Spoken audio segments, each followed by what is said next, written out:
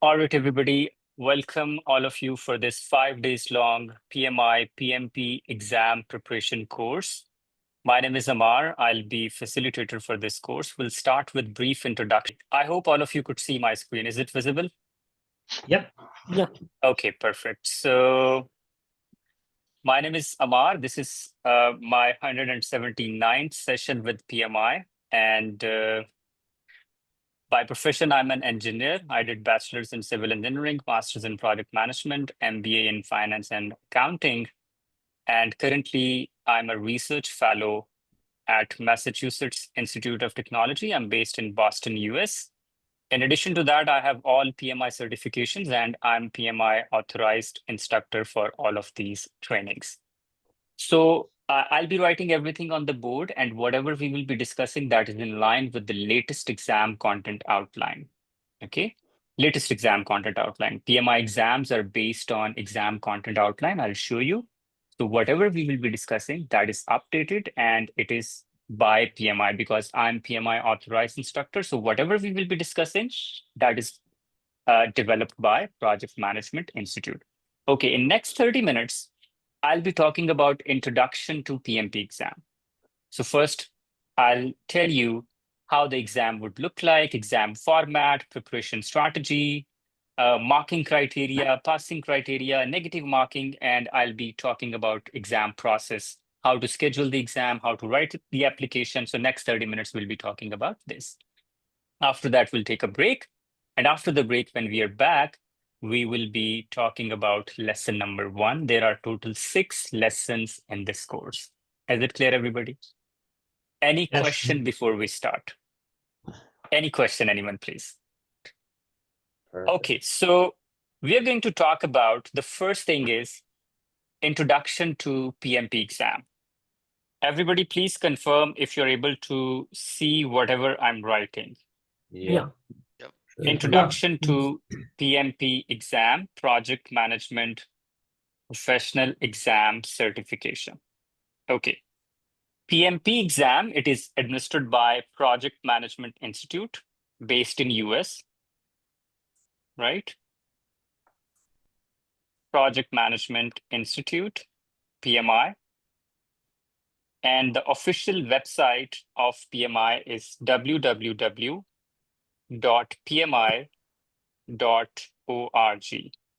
right? Okay. So first, we'll start our discussion with the eligibility criteria for this exam. Eligibility criteria. Okay. In order to be eligible for this exam, one needs to have 4 years bachelor's degree. And for everybody, I'll be sharing these notes with you, right? So you can take your own notes, strongly recommended, but you will be getting a copy of these notes as well. At the end of the day, I'll be sharing all these with you every day. Is it clear, everyone? Yep. Okay. So 4 years bachelor's degree plus minimum 36 months of project management experience. 36 months of project management experience plus 35 contact hours of formal project management training, right? This course will fulfill the last requirement, the third one. At the end of the course, you will receive a certificate of completion as a verification that you have successfully completed 35 contact hours required to take the PMP exam. So 4 years bachelor degree plus 36 months or 3 years of project management experience plus this course, okay? If somebody doesn't have a 4 year bachelor degree, they can have a high school diploma. So, or there is another option, a high school diploma. If you have high school diploma, with that, you need 5 years of experience, 60 months of leading project management experience, plus 35 contact hours of training, means this course, a formal project management training. So either first option or second option, you are eligible to take the PMP exam. I hope based on your introduction, all of you are eligible to take the PMP exam. If any of you have any question regarding eligibility, feel free to ask. Any question, anyone, please? Yes, regarding the 36 months of PM experience, actually, I don't have this. And when I signed for the course, they didn't told me this one. Okay, right. You need to talk to them again because this is the PMI requirement. This is written in the handbook. You need to fulfill this. Without this, you're not qualified to take the PMP exam. So 4-year bachelor degree, And 36 months. Yeah, go ahead. how about what is the evidence? How can we prove for them that we have the 36 months of PM experience? That's a very good question. So for everybody, when you write down your application, when you submit it to PMI, right? PMI asks you for contact details of your supervisors and people who have worked with you. You need to provide their contact details, and PMI would be contacting them to verify your experience. So this is the verification process, right? So your application goes into audit and they contact your supervisors. And if your supervisors, they verify that, then your experience is verified. So this is how it is done. Is it clear, everybody? Yes, clear, but I think I have a challenge over there as well because I wasn't told as well in regards to this. Okay, so what I'm going to do is, just a second, everybody. Just a second. I'm going to show you something from official PMI website, right? So that you exactly know what we are talking about, okay? Because there shouldn't be any confusion based on this. So, Ammar, I have one question. Yes, please go ahead. Yeah, for this 36 months of project management experience, how many reference do we have to provide, like you said, from our previous organizations or previous projects? So how many, is there any number, like 2, 3? That's a very good question. So we write our experience in the application in the form of projects, not in the form of organizations, like one project, 2, second, third, fourth. So it equals to the number of projects. Let's say you mentioned 4 projects, so you need to provide 4 references. Okay. Is it clear, everybody? Let's say you worked on 2 projects within same organization, you need to provide 2 references. Let's say you work on 4 projects in 3 different organizations, you need to provide 4 references. 1 reference for each project. Is it clear, everybody? But that is in the case of audit. So I'll explain the process in detail, right? The next step is that. Is it Once that reference should be any team member or any immediate manager? Preferably supervisor. Oh. So supervisor could be the same for all the projects, right? In that case, if it's Yes, okay. absolutely. Absolutely. That's perfectly fine. Right. Okay. So let me just see if I could show you the PMI handbook. So I hope you could see this, right? PMP eligibility criteria. Is it visible, everybody? Yeah. So it says educational background, you need to have secondary degree, high school diploma, or an associate's degree. With that, you need to have minimum 5 years or 60 months of non-overlapping experience, right? Or if you have 4-year bachelor degree, you need to have minimum 36 months of unique non-overlapping professional project management experience. You understand, everybody? Yeah. So, Sorry. yeah. I have doubt. I have completed my bachelor's degree as well as master's degree. Okay. It will come around 5 years. So That's perfectly fine. That's fine. If you have okay. bachelor's degree, it's perfectly fine because in some country it's 3 years In Yeah, some correct. country, it's 4 years, right? So it's perfectly Yeah. fine. Okay. Okay. Yeah.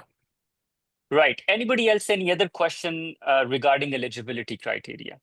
Yeah, You can run. Yeah, go ahead. with this minimum 3 years, and Yeah. it says unique non-overlapping professional project management. My experience is like more towards the engineering and management and project on a high level. How does that fit in Yeah. here? That's perfectly fine. That's not a problem. If you have used similar skill set which is required for the projects, like collaboration, you know, managing stakeholders, managing timelines, managing Yeah. requirements, then it is considered Budget, as everything. project. Yes. Yeah, it's Yeah. considered Yeah. as project experience. So perfectly All fine. right. All right. Thank you. It's not very rigid. It's flexible. As long as you have 3 years of professional experience, it would be considered minimum.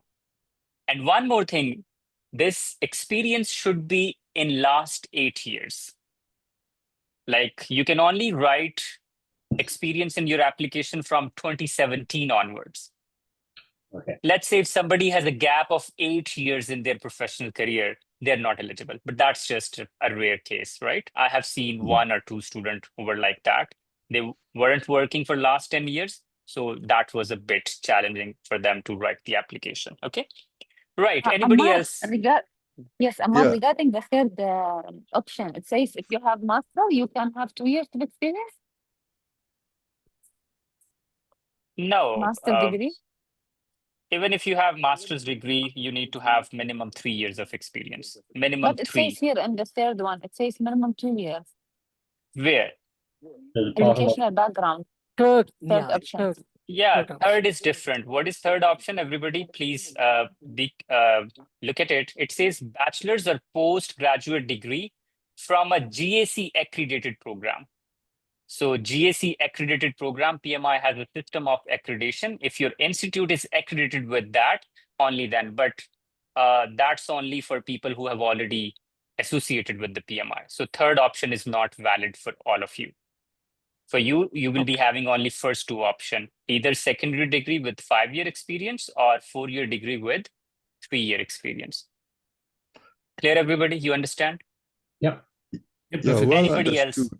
Yeah, so I don't have that minimum of 36 months experience. So what should I do then? Okay, so from PMI perspective, if you don't have minimum 3 years of experience, you're not eligible to take the PMP exam. What you can do is you can take the CAPM exam, Certified Associate in Project Management, CAPM exam, because if you don't have 3-year experience, you can do CAPM, and once you have 3 years, you can do PMP. Both are similar. It's just that CAPM is for entry-level professionals, and PMP is for those who have minimum 3 years of experience. And if somebody has communicated to you that you are eligible, please talk to them. As far as PMI is concerned, official PMI correspondence is concerned, or since I'm PMI authorized instructor, I'm not aware of any of the options where one is eligible to write the exam without experience. But if somebody has communicated to you, please talk to them, right? There might be some miscommunication or something, because I have been teaching for the last 15 years. I haven't seen anything like that, but please talk to them. So in Okay. regards to the CAPM, I can still Yeah. go ahead with these classes Yeah. with you. Absolutely right. You can go ahead. All right, thank you. You can go ahead and you can prepare for CAPM exam. There are some additional, I would say additional preparation that is required, but that's not a lot. Let's say with this course, 90% of preparation for CAPM would be done, right? So for something that is additional, I'll help you in that. All right, thank you, sir. Okay, perfect. Anybody else, any other question? Okay, so we have talked about eligibility criteria. Once you meet the eligibility criteria, we move to the next step. Also, you can write your question in the Zoom chat, right? I'll be happily answering. Okay, then exam process.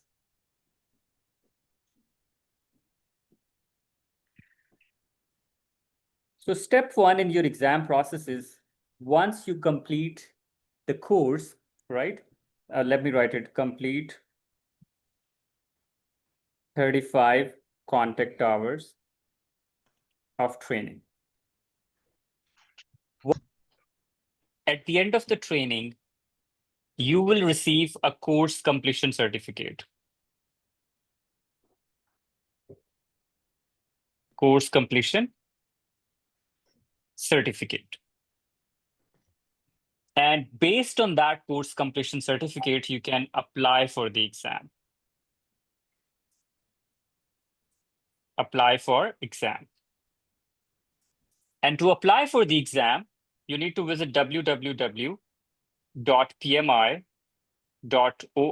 This is the official PMI website, right? And I'll talk about application on the last day of our training. Okay. No membership is required at this stage. You need not to pay for anything at this stage. You just need to visit www.pmi.org. You will be creating your account, right? Do that today at the end of the class, right? If you find time. Create your account. You would log in. You will click on certifications. And under certifications, you will see PMP. And when you click on PMP, there would be a tab that says apply for certification. Apply for PMP or apply for certification. Okay. Once you click on this, then you'll see 3 different forms or 3 sections of the application form. In first, you will be adding detail about your qualification, detail about your bachelor's degree or high school diploma. That would be section 1.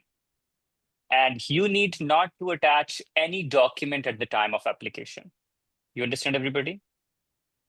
Yep. You need not to attach any document at the time of application submission. Okay, qualification. Second section would be about this training. You need to provide details about this training. How you would get detail of this training? From the course completion certificate, right? At the end of the course, you will be receiving a course completion certificate and all the detail about this training, provider name, dates, number of hours, everything is written on course completion certificate. You understand, everybody? And the third thing and the most important thing is, just a second. Third thing is experience, the most important section. These days, I'm seeing roughly 30 to 40% applications are being rejected, right? And the best way is when you write down your application, you can share your draft with me. I will review that. This is my email ID, right? I have already shared with you.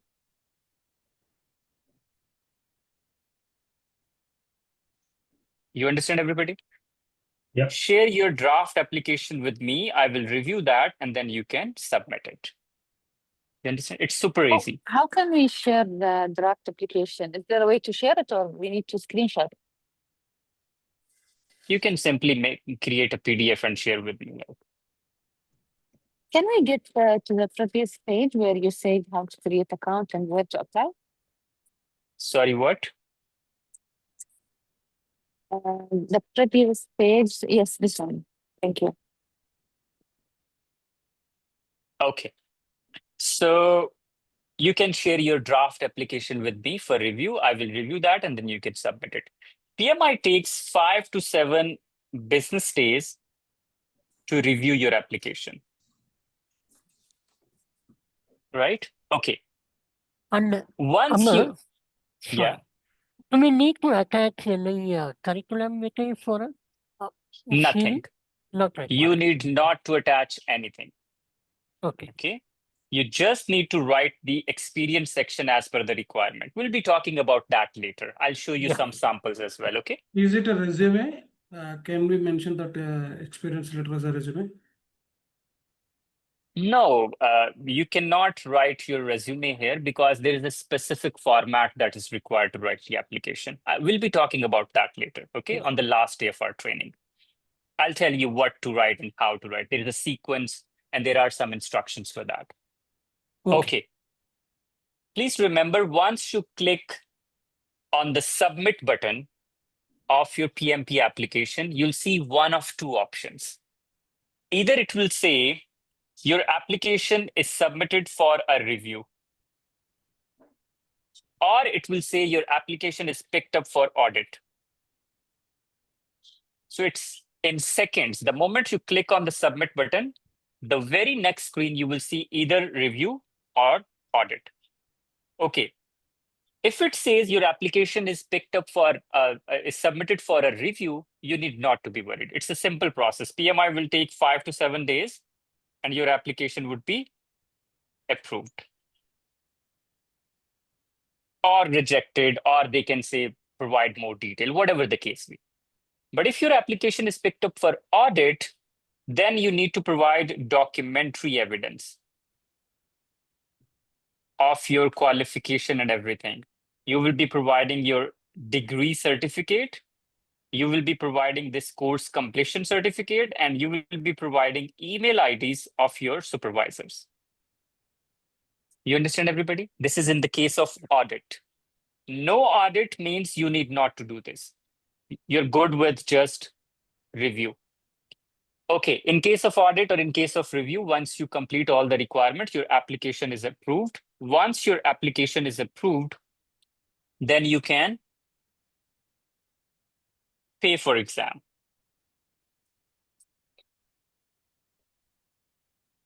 I have a for question, exam. Ammar.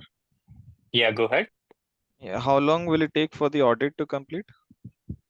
They say maximum 90 days, but it is done in 3-4 days maximum. Okay, and we need And not submit any date, like examination date no, during the no, application. not at this Okay. stage. Not at this stage. Not at this stage. Application date comes later. Exam date comes later. Okay. Okay. And sometime regarding it happens. Sorry. Regarding the paper exam, once we registered, I mean, for me, once I registered for this club, they said that it includes the exam as well. So in this case, how can I proceed with this step? I'll be talking about everything. You're just one step ahead of me. Okay. I'll be discussing this in detail. Okay. Next step is you will be paying for the exam. Okay. Okay. Exam fee is divided in two parts. Everybody, please pay attention. This is really important. And I request everyone, please keep your cameras turned on. That's really helpful for me, right? If you turn it off, I was like, I'm talking to walls, right? So please turn it on. It would be really helpful for me to keep the session interactive. Okay, pay for exam. First of all, you will be paying for membership fee, PMI membership. It is not mandatory to be a PMI member, but it's good to be a member. Because if you become member, exam fee would be discounted, right? For example, membership fee is $109, but it varies. It's $139 for Australia. It's $109 for UK, I guess. And similarly, $169 for US. And I think, yeah, because it varies. And $32 for students, right? We have a student membership as well. So first you need to pay the membership fee. Then you will be paying the exam fee. Exam fee again varies from region to region. For members, it is $405. So this is what you need to pay directly to PMI, which is around how much it is? $514, I guess. Yep. Right? Something like that. But if you don't take the membership, simply exam fee is $575.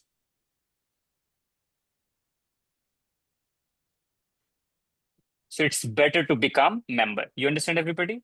When you become member, you get access to material, you get access to webinars, a lot of useful material you can get access to, right? So it's better to get this annual membership, and then you can pay for the exam.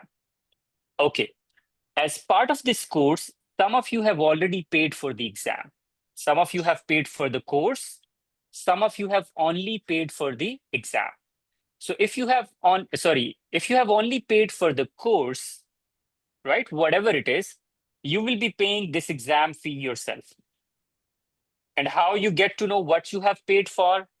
Go back, review all the correspondence with the representative and see what they have offered, either only exam or membership, course plus exam or whatever. So if you have just paid for the course, you will be paying for membership and exam fee yourself. But if it says, no, you have paid for the course plus membership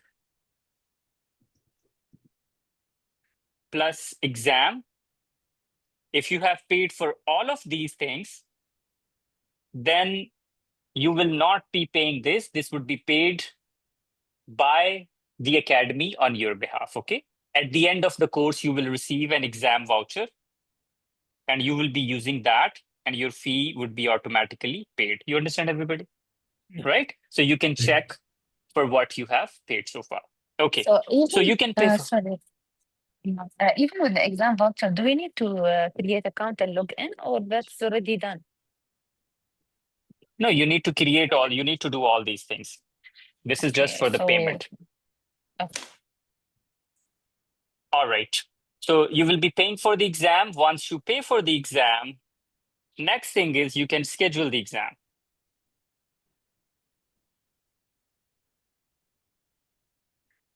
PMP exam can be taken in two modes. You can take exam online at home or office or anywhere, or you can go for center-based exam. PMI has a system, a network of center all over the world, exam centers. So once you pay for the exam, you will receive detail about nearest center based on your location, right? So you can find the nearest center and you can schedule the exam there. Okay. Based on my experience, I recommend go for center-based exam. Online exam looks convenient, but I have seen people feeling a lot of difficulties, technical glitches, right? Exam gets canceled in the middle, right? And they are very strict when you're taking the exam at home, right? For example, you cannot move your lips while reading. Nobody could enter the room. Nobody would be speaking in the background, right? No noise, good internet. You cannot move away from the screen. So I can give you an example. One of my students, she was taking the exam and she just moved her head here to pick up the charger and her exam got cancelled, right? And then she needed to pay for the exam again and unnecessarily the exam and everything got delayed. So it's better go for center-based exam. If you go to the exam center, you need not to take anything with you, just a valid ID with a photo on it. That's it, nothing else. Everything would be provided to you by the exam center, okay? And you will be getting your result right after the exam. But if you take the exam online at home, it takes 24 to 48 hours to get the exam result, right? So there are advantages of taking the exam at the exam center. Online exam is good for those who are away, like let's say exam centers are too far and it's not convenient to go there physically. So you can go for center-based exam or online based on your convenience. All right, so that's all with regards to how to schedule the exam. Ammar, I have a doubt. Yes. While paying for the exam, do we need to confirm the date for an examination, schedule the date, or how can we do while paying the amount? Okay. When you're going to pay for the exam, you're not going to schedule at that stage. You can pay anytime. Scheduling comes later. Once you Okay. pay for the exam, then PMI asks you, okay, now you can schedule it. And Okay. how much time you will be having to schedule the exam? Let's say, so from the date your application gets approved, you will be having 365 days to take the exam, Correct. right? Once I scheduled later, so after 5 months, okay. Later on, I want to change, reschedule it. Can I do that? Yes, very good question. Thank you. So let me just first write this. 365 days after your application is approved. So this is the eligibility. So you need to take the exam within 365 days of your application approval, right? Okay. You can reschedule it as many times as you can. If you do it 30 days before your exam date, it is free of cost. Okay. You understand, everybody? Yeah. Let's say I schedule my exam after 3 months and 2 months are passed and now I got something else and I say, okay, I need to reschedule. I can reschedule schedule the exam without paying anything. But if you schedule the exam within 30 days of the exam, you need to pay $70. So there is a rescheduling fee, which is 70 US dollars. Again, it varies from region to region. Okay. And you cannot reschedule your exam within 24 hours of the exam. Right? Let's say if my exam is tomorrow, I cannot reschedule now. For that, I need to cancel it and I need to pay the exam fee again. Okay. Also, you can take 3 attempts in a year, right? Let's say if somebody fails in first attempt, you can retake the exam. But for that, you need to pay for the exam again, right? You can do the exam 3 times in a year. Let's say if somebody fails 3 times, you have to wait for 1 year. In my entire teaching career of 15 years, only once a student failed thrice. And surprisingly, he was my brightest student. He was wonderful in class. He did all the work. And it recently happened. And I'm still not able to figure it out what went wrong. We are still communicating, right? Last night I talked to him. I'm not able to understand what went wrong. But that only happened once. Okay, so you can schedule the exam. Now I'm going to talk about exam itself, how the exam would look like, what you can expect, what kind of questions, passing criteria, and everything. But I think before that, we need to take a break, right? We should take a break. We wasted first 20 minutes, but no worries. Let's take a break. And after the break, when we are back, we'll be resuming our conversation from here. Before we go to the break, if any of you have any question, please feel free to ask. Just one quick question. Roughly on average, how long does the exam take? Okay, perfect. Again, I'll be spending some time talking about it. So wait, after the break, I'll be answering because I have a lot to talk about it, right? Okay, everybody. Thank you so much, especially those who have turned on their cameras and those who have asked questions. A really interactive session. If you keep on engaging like that, we'll be having fun and learning would be much, much easier, right? So please continue this. And after 30 minutes, we'll be back and we'll be continuing our discussion. I'll show you the timer. Please follow that. I'll see you in 30 minutes. Perfect. All right, everybody, welcome back. So we are talking about introduction to PMP exam. And we have the last thing that we have discussed is how to schedule the exam. So before we start, if any of you have any question, please feel free to ask. Any question, please. In the All chat, set? Pavitra has asked something. I just try to respond. Maybe you can just check and correct it. Okay, so you can reschedule exam free of charge, at least 30 days. Yes, a $70 fee will be applied for scheduling within 30 days. No scheduling, reschedulings are permitted within 20. That's absolutely right. Perfect. Thank you, Devasish. All right. So next, I'm going to talk about exam itself, how the exam would look like, exam format, right? So let's talk about exam format. Everybody, please turn on your cameras.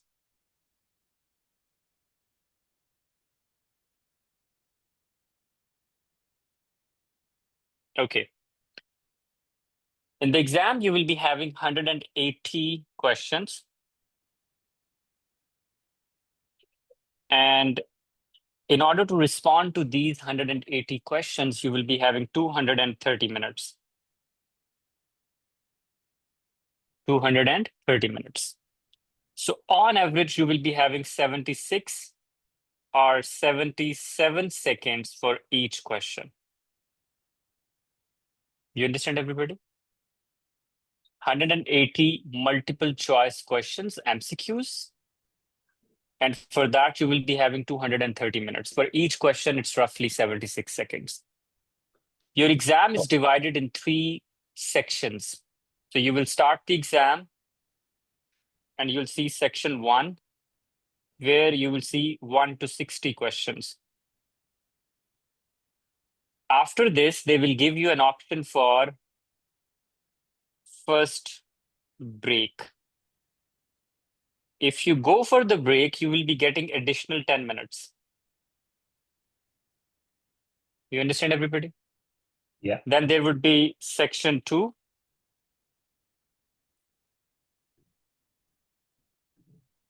(61 to 120 questions. And then there would be second optional break.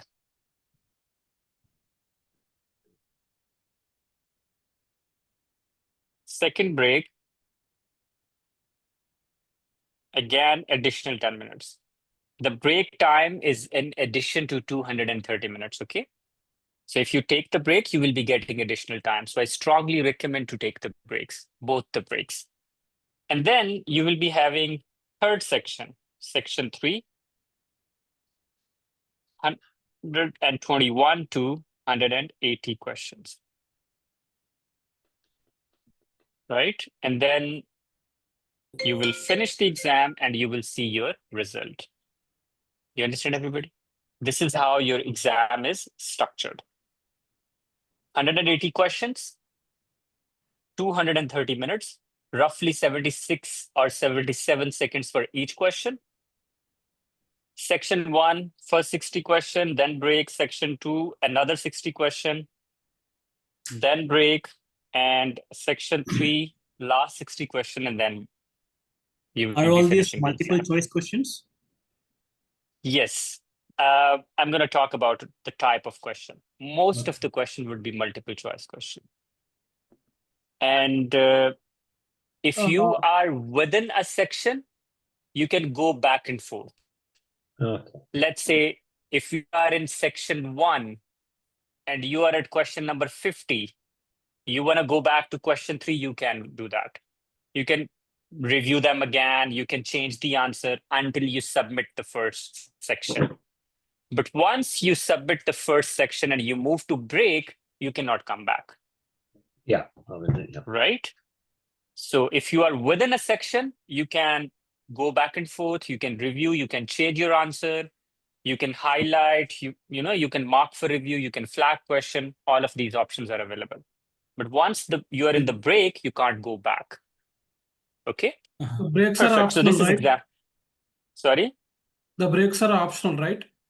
Breaks are optional. You can skip them. If you skip the break, okay. If I skip the break, can I move to the section 1? no. Okay. Once section 1 is over, it's gone. Regardless if you take the break or you skip the break. The only thing is if you skip the break, you won't be getting additional 10 minutes. You will jump to the second section, right? Okay. Next is types of questions. Ammar, I have one question. Yes, please go ahead. Yes, this break you mentioned, which is of 10 minutes. What if I surpass that 10 minutes? Is there any timer that will automatically get started from the section 2? Yes, absolutely. If you don't come back, right? Normally what happens is when you come back, proctor starts your exam again in the exam center, right? And they remind you 10 minutes are over, come back. Okay. But if you take the online exam, then it will automatically move to the second section, right? So better don't spend more than 10 minutes. Yeah. Okay? And 7, 8 minutes and sorry, then come back. Yeah. Ammar, regarding the break, can we make a phone call or something, or we will be sitting on that desk waiting for the break to finish? You can call your instructor. You can discuss all the questions. I'm kidding. Sorry. You cannot touch your phone. That's not accessible, right? You cannot even talk to anybody. You cannot even say hi. You cannot even make any gesture, right? You'll go back, go to the restroom, drink water, come back straight to the exam, right? You cannot do any activity during. If you do, your exam would be canceled. You cannot talk to any other person around you during your exam, whether it's break or if you are at the exam center taking the exam. Okay. Types of questions. 90% of your questions would be multiple choice questions. You will be having scenario-based statements. Length varies from 1 to 4 lines, right? And there would be 4 options for each question: A, B, C, and D. And you need to pick one right option for each question, right? So 90% of questions would be like this: a statement with 4 options, and you need to pick one. You can expect 5 to 6 questions in your exam, which are multiple options, multi-select, multi-selection. In this type of question, they will ask you to pick either 2 or 3. It will be clearly labeled, pick 2 or pick 3. And let's say if you pick 1 and you try to move to the next question, you can't do that. They will ask you pick another one. Make sure you have picked 2. So it's pretty easy, right? And if you have picked 2 and it is required to do 3, still you are not able to move to the next question. You need to pick 3 options, then you can move to the next option. So 5 to 7 questions would be multi-selection question, where they will ask you to select more than one option. So 5 to 6 options are. Ammar, one question, sorry. So it's all compulsory, all these questions, or? Yeah, all 180 are compulsory. Okay. 180 questions are compulsory. Drag and drop. Ammar, can we skip the question and come back after some time? You cannot skip. You need to pick something, whether right or wrong, right? You need to pick something, and then you can come back. Yes, you can come back, but you cannot leave any question empty. Okay. Okay. Just give me a minute, please.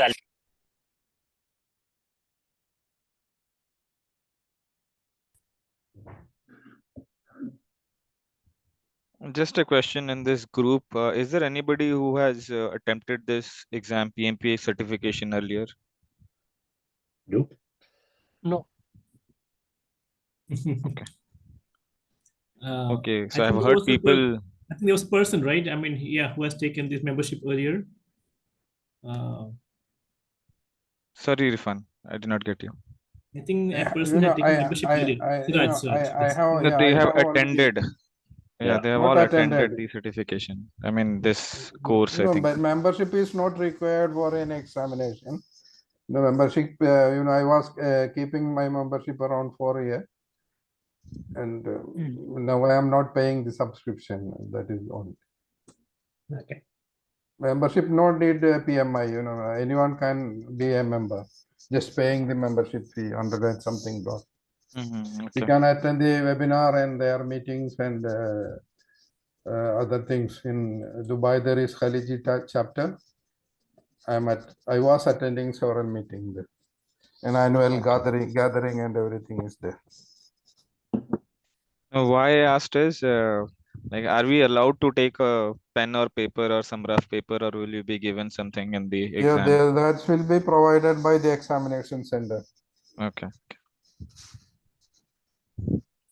Thank you. For the other, if we are doing ourselves, there will be a whiteboard on the the software. There is a whiteboard you can calculate, or make notes and everything. In the examination center, there will be pen and paper. They will provide as much as you required. Thank you, Siraj. Okay. All right. Ammar, I'm back. yeah. Okay, please, Pravita, go ahead, please. Yeah. So you are explaining everything. Okay. So we are planning to take exam after 4 months or 5 months. Okay. At that time we might forget all these things. So someone will explain how to go with all these things, or we have to take a note now only. There we go. I think Ammar's going to share these notes with everybody, so you'll know exactly what's involved. I don't think it's going to change, but we can ask Ammar. I think we'll have the recordings. So first, He's I'm gonna back. share all. Okay. First, I'm gonna share all the notes with you. Second, you're not gonna wait for 4 to 5 months for the exam. I'll be talking about how much time you need to spend to prepare for the exam. Okay. The best thing is take your own notes, right? Not as detailed as I'm writing, because you will be getting copy of it. But anything that is important to you, just write it down for yourself, because when you write, it sticks to your mind, right? So take your own notes. Yeah. Okay. So you will be having drag and drop questions and drag and drop questions. So how does that work, everybody? So you will be having, let's say, 5 terminologies, right? So let's say that it's a project, and then we have program, then we have portfolio. I'm just writing randomly. Then we have operations, then we have PMO, and you will be having 5 statements. For each terminology, there would be 5 statements. So you need to match right statement with right terminology, right? So this is what we call drag and drop questions. So for example, let's say you think the third one is product, so it would be something like this. Operations is this.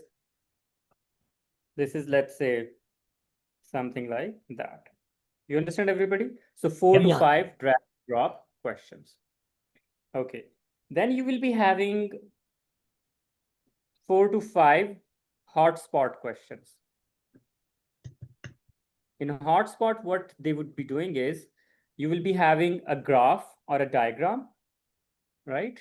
And data points would be given to you. So you need to click on the right spot according to the data given to you, right? For example, let's say there are a few numbers here. Let me write 1, 2, 3, 4, 5, and 1, 2, 3, 4, 5.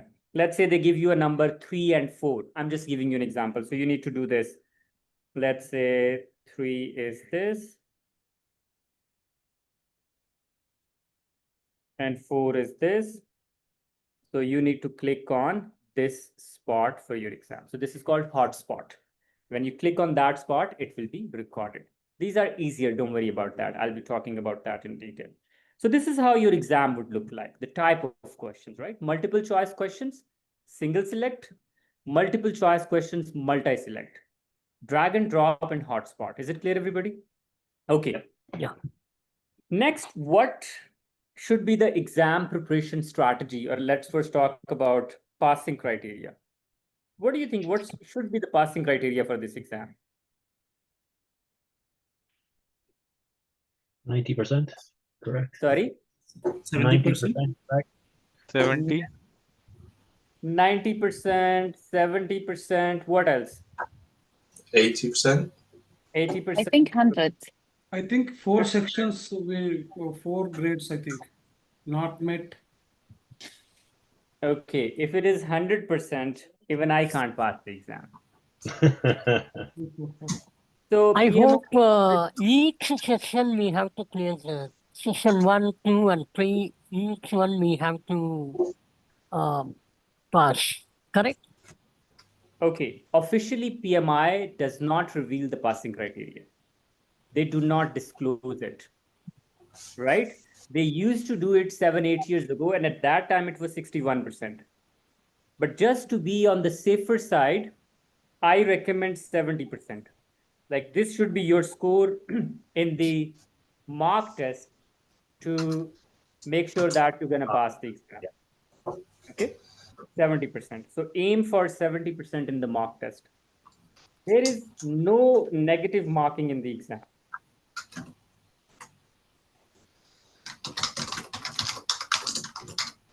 Keep yourself on mute, everybody. There is no negative marking in the exam, right? If no negative marking, make sure you respond to all the questions, even if you're running out of time. Okay. And if I talk about time management, let me go back where I explained all the sections in your exam. Yes, here. So your time management strategy should be like this. So as I mentioned, 76 seconds for each question. So 76 for this, 76 minutes for this section, and 76 minutes for this section. You understand, everybody? Yeah. Equal distribution for all the sections. 3 sections, 76, 76, and 76. This is how you're going to do that. Make sure you complete first section in 76 seconds. This is how you're going to manage time. A lot of people fail exam just because of poor time management. So time management is really, really important. Okay. And you learn time management by doing practice. Okay. So this is the passing criteria. There is no negative marking. Now let's talk about exam content. What you will expect in the exam. Okay. PMI says a good project manager should have 3 types of skill set. And they are mentioned in PMI talent triangle. PMI talent triangle. According to this triangle, a good project manager should have 3 types of expertise. Leadership expertise, right? Technical expertise, and business acumen. Now they have renamed it a little bit. For example, leadership is called power skills. Technical is called ways of working. And business is called business acumen. So 3 type of skill set are required for a good project manager. So based on this, your exam has 3 different domains. First domain is people domain, 42% of your exam. Second is process domain, 50% of your exam. And third is business domain, 8% of your exam. You understand, everybody? Yeah. People, process, and business. People domain covers your leadership expertise. Process domain covers your technical knowledge. And business domain covers your business acumen. You understand, everybody? So 42% of your exam is about managing people, managing team, leadership, negotiation, conflicts management. 50% is about technical knowledge, how to develop budgets, how to develop schedules, how to manage risk, how to run procurements. You understand, everybody? And 8% business acumen or business understanding. So these are the 3 domains in your exam, and your exam revolve around these 3 different sections. Okay. But remember, when I talk about sections in the exam, first 60 questions, then 60, then 60, in all those questions, you will be having mixed questions from all these domains. It's not like that. First, you will be having people, then process, then business. No. All 60 questions would be mix of all these. So there is no distribution for that. How are we going to cover this in our... Yeah. You were telling about business acumen, right? Business acumen or business, what's the next word you told? Yeah, it's the same, business acumen or business understanding. Okay, fine. That's right. Okay. Right, business acumen. Okay. Now, how are we going to cover this in our course? Our course is divided in 6 lessons. So step number 1, first lesson is business environment.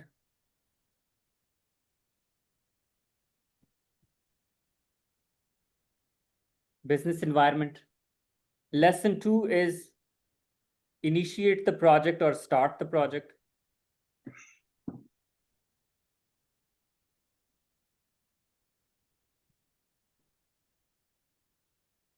Lesson 3 is plan the project.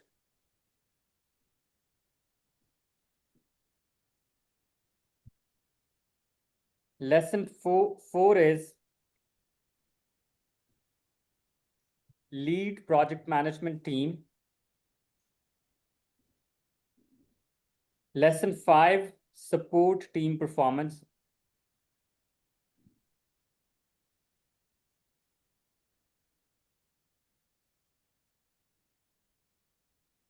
And last lesson is close project. So these are 6 lessons in our course. Today we'll try to complete lesson number 1. You understand, everybody? Our today's agenda is to complete lesson number 1. That's our today's plan. Okay. Now, if I ask you, who's gonna tell me which lesson belongs to which domain? What about lesson number 1? I think it's business. Oh, it's business. Lesson 1 is business. So let me use the same color for this one. Okay. What about lesson 2? Process. Process. Process. What about lesson 3? Process as well. Process. Perfect. What about lesson 4? People. Perfect. What about lesson 5? People.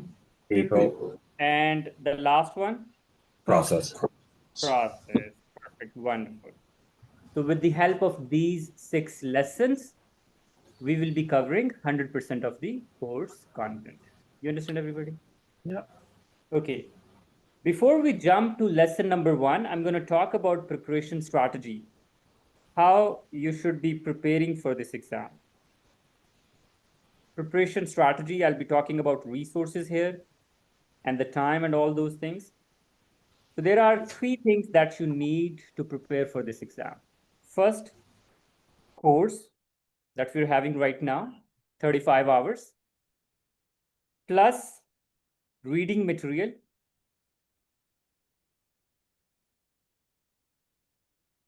and third, mock tests, practice questions. So course, if you take the course attentively, I can assure you more than 50% of preparation would be done here during the course. If you just actively listen and try to understand, half of your preparation would be done here, right? Yeah. Reading material, you will be having class notes, right? And in addition to that, you can read PMP exam prep by Rita. This is for those who like to read. This is not mandatory. My students take the course and they review the notes and do the mock test. They don't read any book. But if somebody likes to read, you can read this. Or you can read Project Management Body of Knowledge Guide, 7th edition.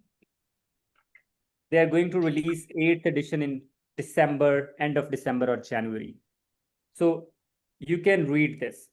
But the best resource for you is class notes. And third is mock test. We'll be doing a lot of mock tests during the class. And I'll be sharing some sources with you where you can find high quality updated exam questions. On average, my students solve 1,000 plus questions. 1,000 plus questions, 100 questions a day. So 10 days dedicatedly for mock test. So course, reading material and mock test, that's it, nothing else. If I talk about One time quick question. Sorry, Mayor, just one quick question.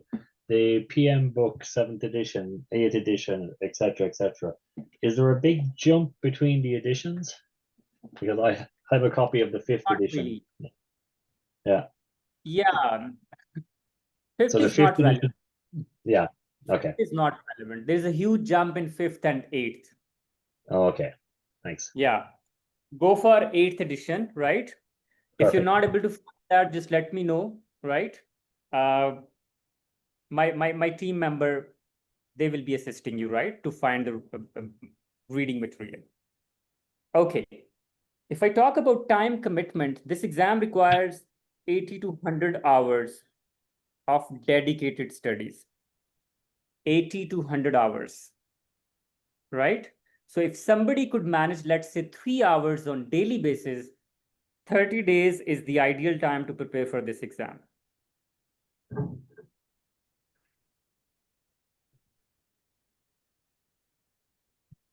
if you manage 2 hours, you can extrapolate, so 50 hours.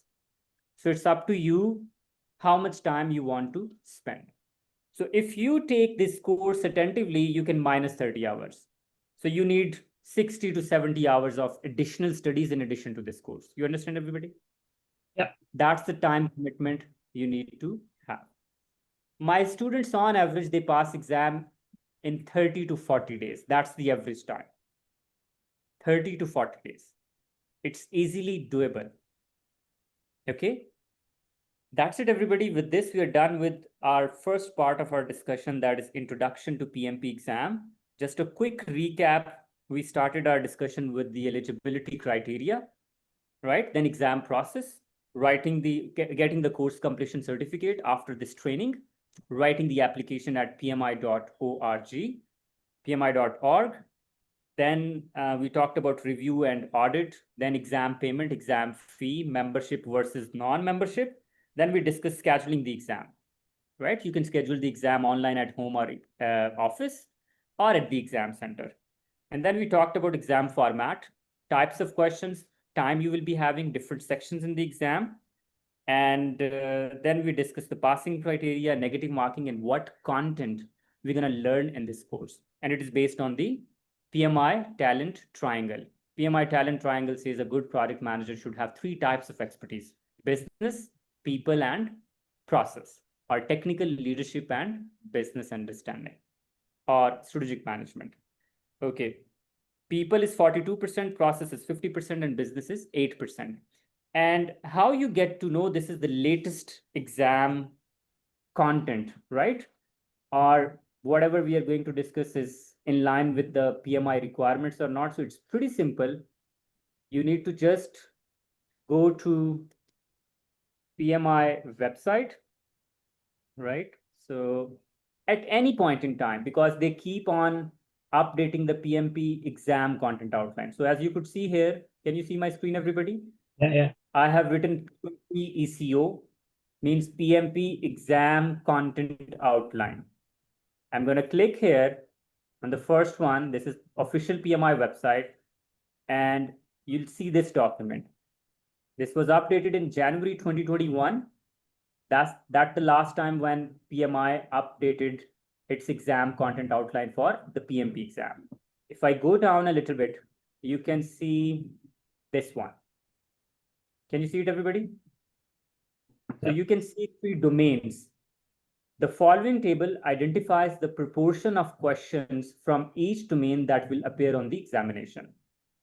So domain 1, people, 42%, process 50%, and business environment 8%. Let's say you take the exam after 1 year, visit PMI website or write on Google PMP ECO and check the updated ECO. If the ECO is same, means this course is relevant. And for each domain, they have given topics. For example, for people, we'll be talking about conflicts management, leading team, team performance, team empowerment, stakeholders, building a team. And similarly, we have topics for process, right? Communications, risk management, stakeholders, budgeting and resourcing, scheduling, scope management, all the planning activities. And then we have topics for business. So our course is aligned with the latest exam content outline, and all the topics which are mentioned here, we will be discussing them in detail. You understand, everybody? Yeah. Okay, so now we are going to talk about lesson number 1, and lesson number 1 is business environment. You understand, everybody? Any question before we jump to lesson number 1? Anyone, please, any question?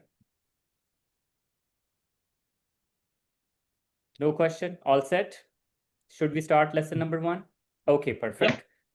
So let's talk about lesson 1. So before I talk about lesson 1, I want to talk about project life cycle, life of a project. So please confirm, everybody. Can you see my screen? Is it visible? Yes, indeed. Yes. Yeah. Fine. Project life cycle. Life of a project. everything has its life, right? So what's the life of a project? A project, we typically divide it in 3 different sections. So for example, we have pre-project work, right? Then we have project work. And then we have post-project work. You can call them phases or stages of project, right? What are these? Let me label these for you. So first one is pre-project. And then you have project. Let me label these for you.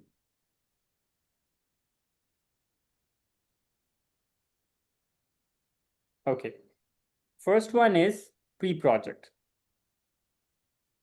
Activities which you do before you start the project. And then we have project work.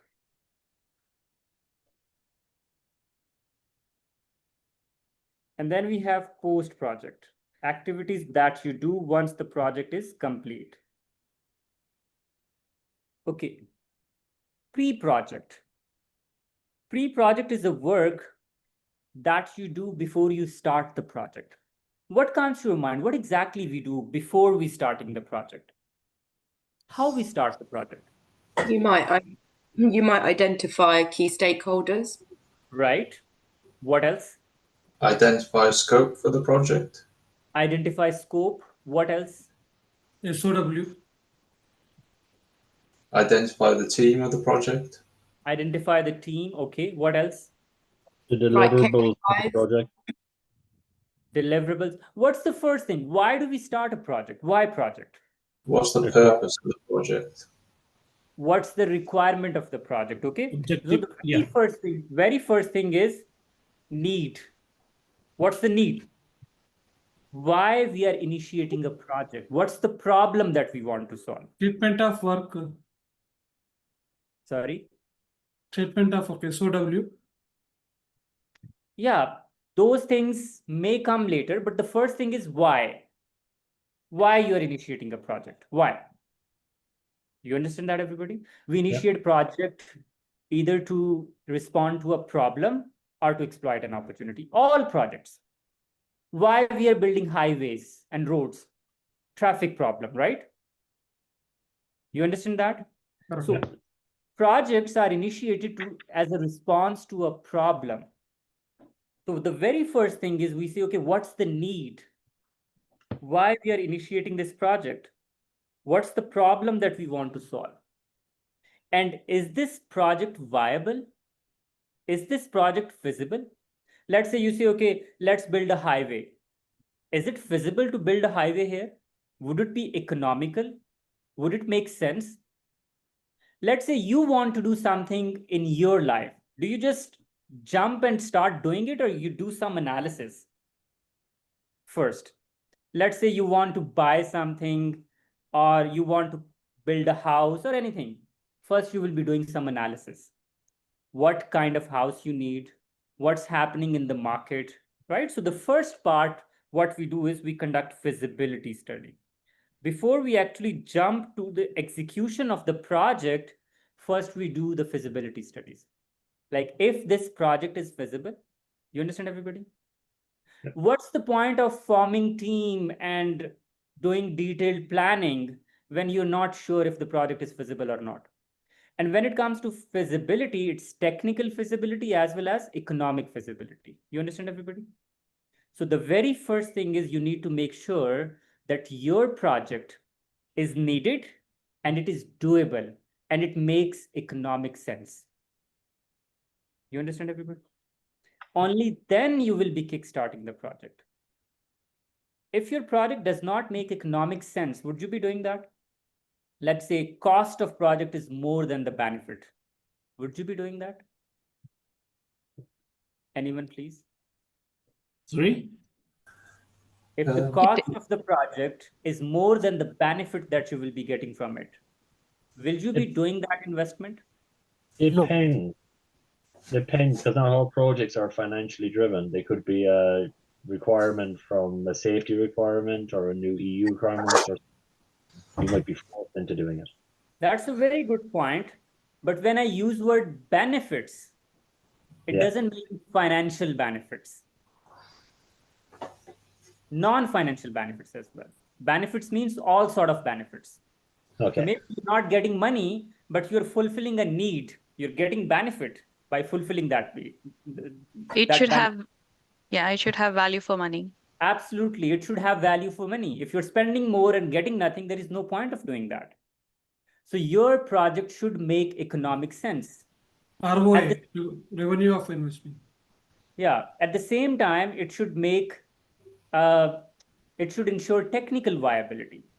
Let's say I'm saying, okay, let's build a 20-story tall residential building at ABC location. It's financially viable. It's a great idea. A residential building, people would be renting out and there would be a lot of revenue generated. But when you start execution, you realize the ground is not strong enough to build that building there. So means technical feasibility was not considered. So the very first part of your project, which is pre-project, is your business analysis work, where you ensure your project is technically and economically viable. It makes sense. It will give you some benefit. Then you jump to the next part of your project. So you develop business case here. You talk about benefits management here, right? So all the work.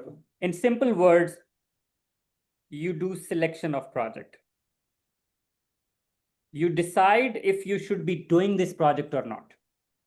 You understand, everybody? Yeah. It's not like that if somebody says, okay, this is the project and you jump in and start doing it. The first of all, you need to analyze, are you capable of doing that? Do you have that capability? Is it good for your organization? Would it give you some benefits? Is it technically feasible? Once you ensure all of these things, then you jump to the project work. You understand, everybody? If you So have do you, any... sorry, do you add the project execution strategy in the preparation work? See, at this stage, what we're talking about if this project is profitable or if this project is technically viable. In order to make this decision, if you need that information, you may be writing it down, but not from the execution perspective. We're not talking about execution at this stage. But if you need to count numbers, financial numbers, maybe you need to know, okay, what strategy you will be using, because different strategy will be having different cost. You understand that? Not Agree. from So, yeah. For major projects, we did do project execution strategies as well with business case. Yeah.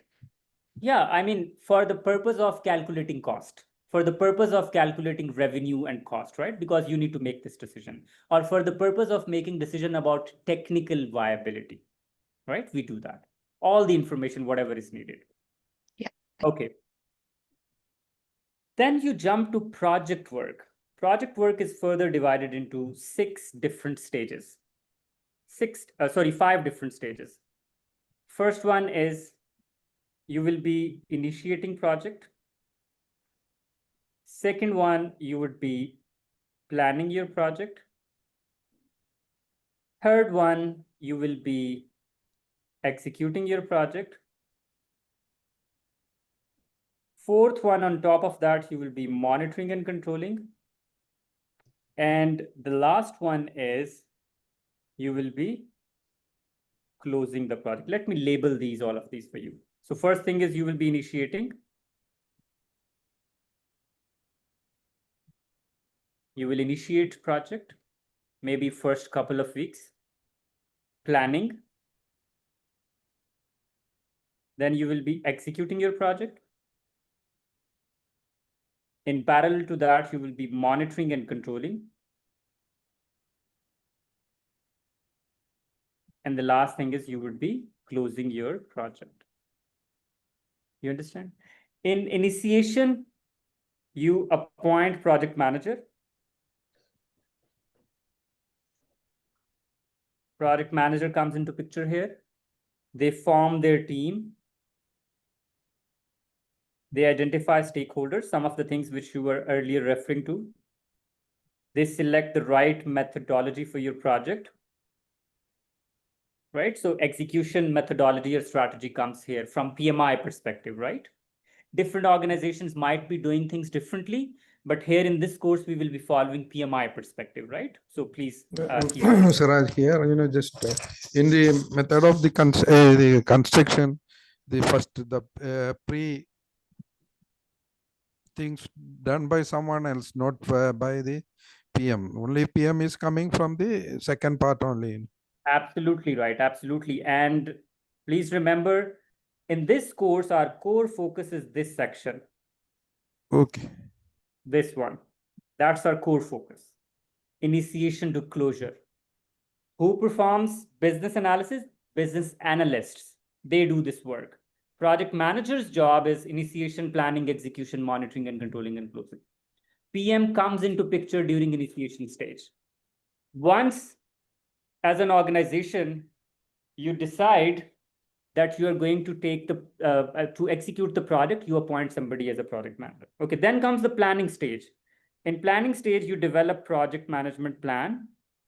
I'll be talking about it in detail in the planning section. You develop project management plan, means you do comprehensive planning for your project. Once planning is done, you do the execution where deliverables are developed. And in addition to that, what you do in parallel to this, you monitor and control your project, like evaluation and all those things. Okay. Last thing, you formally close it and you hand over the project to the recipient organization, to the customer. Handing over is done, and you document lessons learned. So you Ammar, yeah.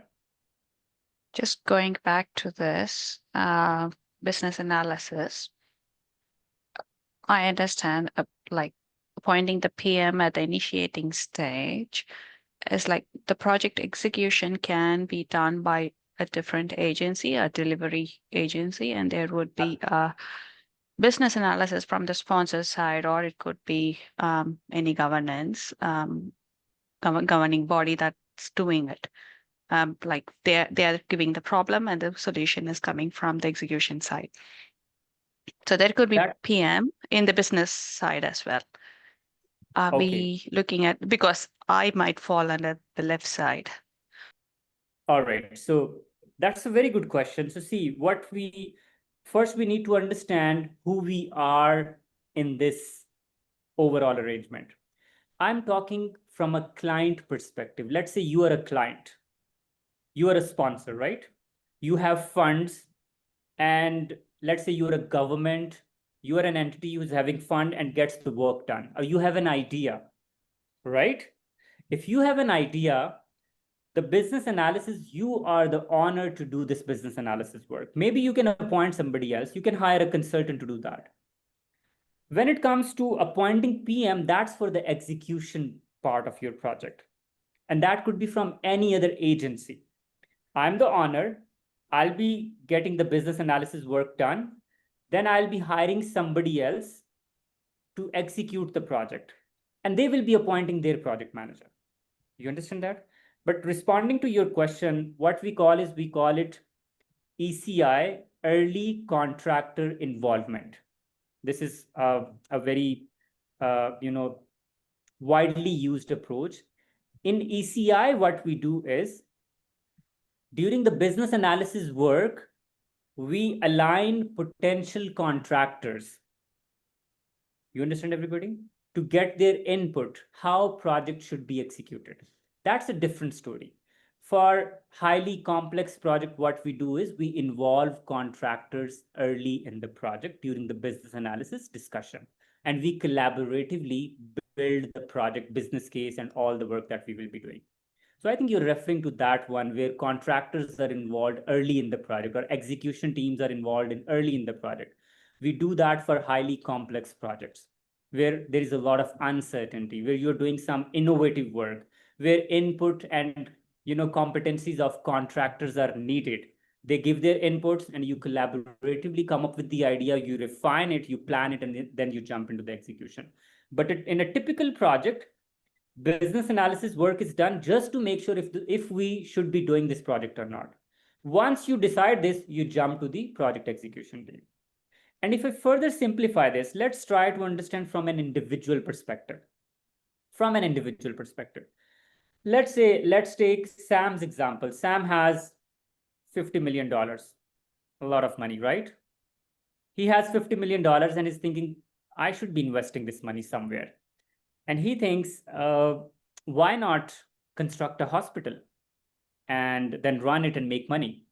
You understand, everybody? This is his idea. He has funds, he has money. What he does is he hires a business analyst or a consultant to do the feasibility study. He says, hey, I have this idea. I have $50 million. What if I build a hospital building? Is it profitable? That business analyst would be doing all the feasibility study for Sam. They will be developing all the business case and present it to Sam. And they will say, yes, if we build a hospital at this location within this price, it's profitable. This would be the ROI, return on investment. That's what we call business analysis work. Once Sam gets to know, yes, the project is profitable, then he can hire any executing agency. And they will be appointing project manager for execution purposes. Why we don't do that earlier? Because until and unless Sam is confident this project is profitable, this project gives value for money, there is no point of having an executing agency. Let's say the business analysts say, hey, you have a great idea, but this is not very profitable considering the geography or location. Should he be hiring an executing agency? Anyone, please? If he gets this in the business case? Anyone, please? Oh. No, there's no need of that because project is not viable. So executing agency comes into picture only when project is viable. So first part is selecting the right project. Once you do that, then you jump into the initiation stage where you appoint project manager, right? They form team, they identify stakeholder, they come up with the methodology, then planning, then execution, closure, and monitoring and controlling. Okay. Now let's connect these with our lessons. What do you think? Which lessons belongs to which stage of the life cycle? Let's talk about business analysis. What do you think? Which lesson? So you have 6 lessons here. Business environment. Business environment. So here we will be talking about lesson 1. So lesson 1 is all about pre-project work. You understand, everybody? What about lesson 2, initiation or start the project? Right? So this is your lesson 2. In lesson 2, we will be talking about project initiation. What about lesson 3, plan the project? 3. Right? So this is your lesson 3. Lesson 4, leading team, which we normally do during execution. So this is your lesson 4. And support team performance is done in monitoring. So this is lesson 5. And last lesson is closure. So this is your lesson 6. So with the help of 6 lessons, we will be covering the entire life cycle of your project. You understand, everybody? And the last part, when you hand over the project, this is what we call operations and maintenance, which is done by the recipient organization. Project manager has nothing to do with it. Just defects repair, if there are any, right? You want to improve your project, you want to enhance it, you want to modify it, right? Modification could be done, right? And benefits realization, you get the benefit. So this is the entire life cycle of your project.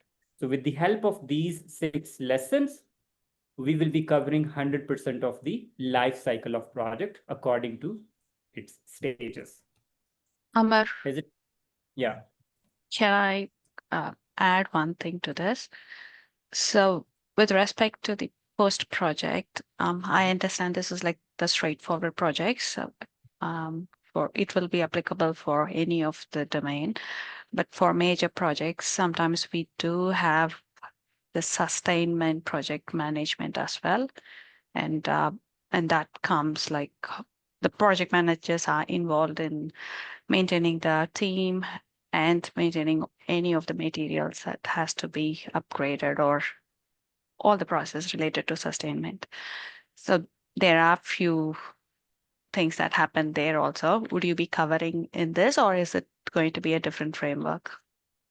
Okay, so from PMI perspective, our core focus would be from initiation to closure.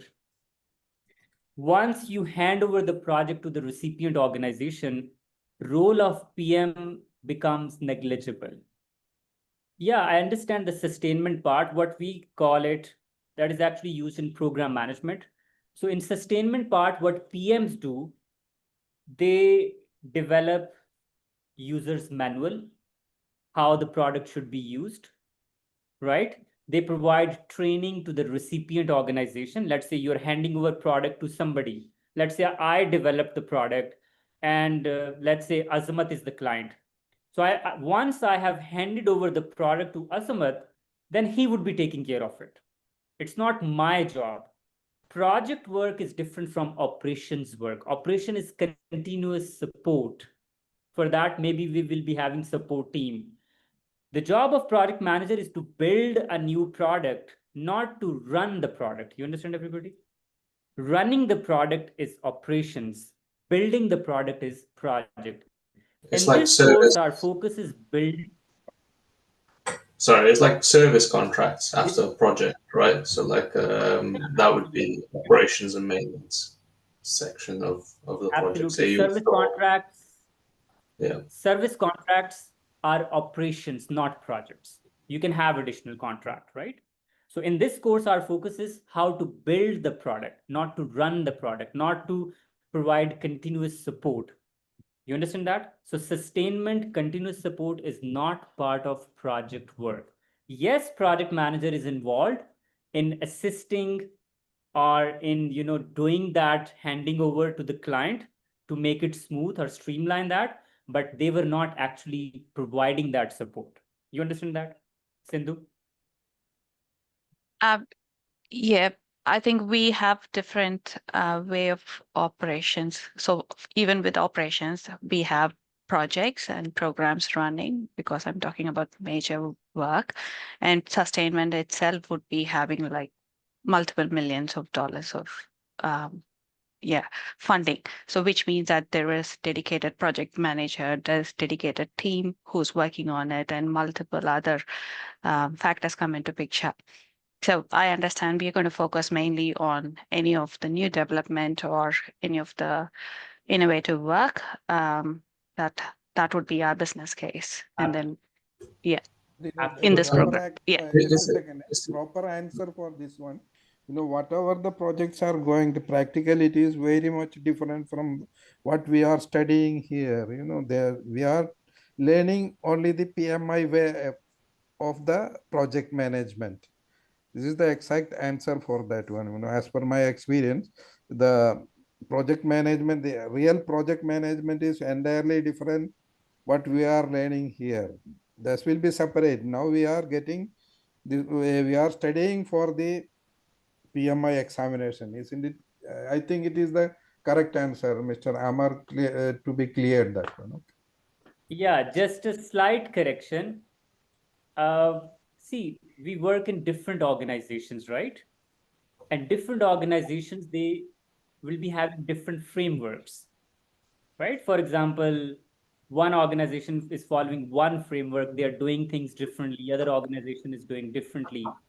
We don't say this is real project management versus PMI management. We say this is other organizations versus PMI. So this is PMI's way of managing projects. You understand, everybody? This is how PMI standardizes project management. Different organizations use different terminologies. But here we have standardized project management, and PMI doesn't say others are wrong and we are right. They just say this is how we standardized, right? So this is also practical, right? We'll be talking about how it is practical and real. Sindhu, is it okay for you to give an example of what your operations and maintenance projects, just out of curiosity? Because it is quite, I guess, interesting to see how your organization does projects. It's not maybe not so relevant to this course as much, but it is interesting, I suppose, for me. It's very relevant and it's the core part of our discussion. Today's core part of our discussion is project versus operation, right? We'll start our discussion with the definition of project, okay? Right, perfect. So I hope you got the idea how many lessons we have. At this point in time, I'm just telling you what we are going to cover. We haven't started lesson 1 yet, okay? We are going to start lesson 1 now. So you got the clarity how many domains we have in this course, what are the expectations, how many lessons we have, and why do we have these lessons and how these lessons are relevant to life of the project. You understand, everybody? Now we are going to start our lesson number 1, which is business environment. Before we start lesson 1, if any of you have any question, please feel free to ask. Any question, please.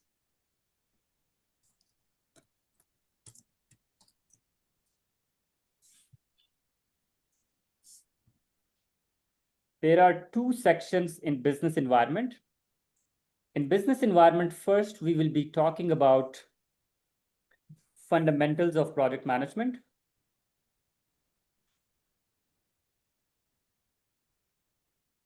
And in second part, we will be talking about business analysis or business development.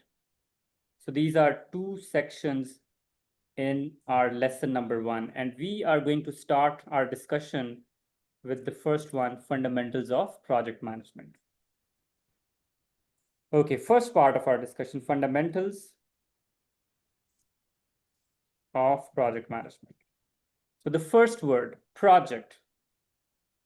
Let's start with it.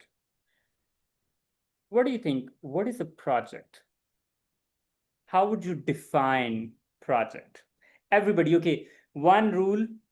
If I ask a question to, let's say, one person, everybody is supposed to respond in the chat window, right? Let's say somebody's unmuting themselves and they're responding, but the question is for everybody, right? Whatever comes to your mind, please write in the chat window. I expect answer from everybody. Okay, what is a project?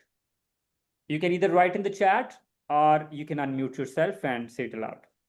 What is a project?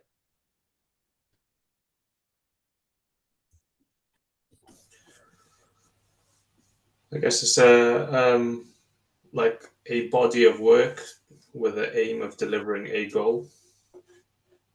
Time boxed. Body of work. Perfect. I can see a few comments. A delivery of an outcome. Perfect. A defined set of deliverables. Okay. A team working for a particular business objectives or fulfill business goals. Okay, business goals or objectives. Business goals and objectives. Okay, perfect. A service you put together to achieve a plan or something. Yeah. Perfect. Service to achieve what? To achieve an outcome? Project or a plan, yeah. Okay, or a result. perfect. And a Perfect. specified period of time as well, because that's the bit that's not been mentioned. Specified time. Wonderful. Perfect. Because selling cars as a sales manager would also contribute to your business goal. Am I right, everybody? Yeah. Person who is selling cars as a sales manager also contributes to the business objective, but that's not the project work. You understand, everybody? Does it make sense? Project, what is project? PMI defines project as, let me write the definition and then we'll be talking about it. PMI defines project as a temporary endeavor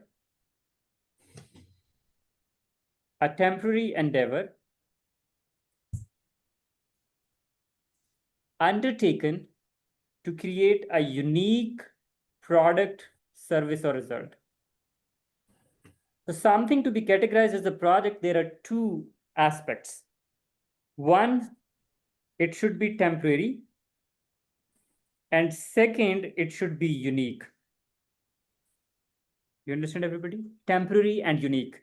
And when we use word temporary, means time bound. Temporary means time bound. Something which is supposed to end.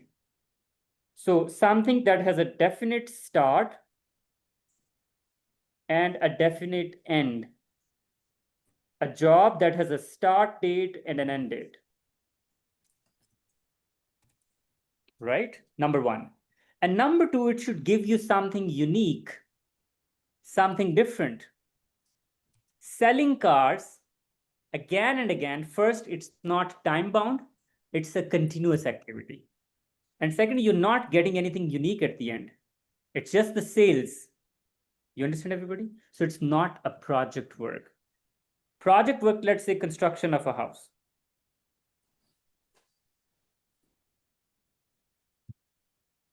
Is it a project? Yeah. Why? Because has you an start end. at a point and you end. Absolutely. It is temporary in nature. You have a start date and you have an end date. And at the end of the project, you will be getting something unique. Unique, something different, which you are doing for the first time. And uniqueness could be from features perspective, from design perspective, from location perspective, from resources perspective. One house in city ABC, other house in city XYZ, both are projects. Even if they are having similar design, because geography is different. Features also. Right? Features different or anything, right? So construction of a house is a project. Now, let's say you have constructed your house and you have started living in it. And after a month, you have minor defects, leakage, let's say. A water pipe is maintenance. And you ask somebody to get it fixed. What's that? Maintenance. That's maintenance. That's not a project. That's what we call operations, which is continuous in nature. So second part of our discussion is operations. Operations are continuous in nature. They are not temporary. And they are repetitive. At the end, you don't get anything unique. So let's say there were a water pipe was leaking. Plumber came, fixed the pipe or leakage, and that's it. Would you be getting a new product or unique product at the end? Or it's the same product? Or same house? Anyone, please. Same house or unique house?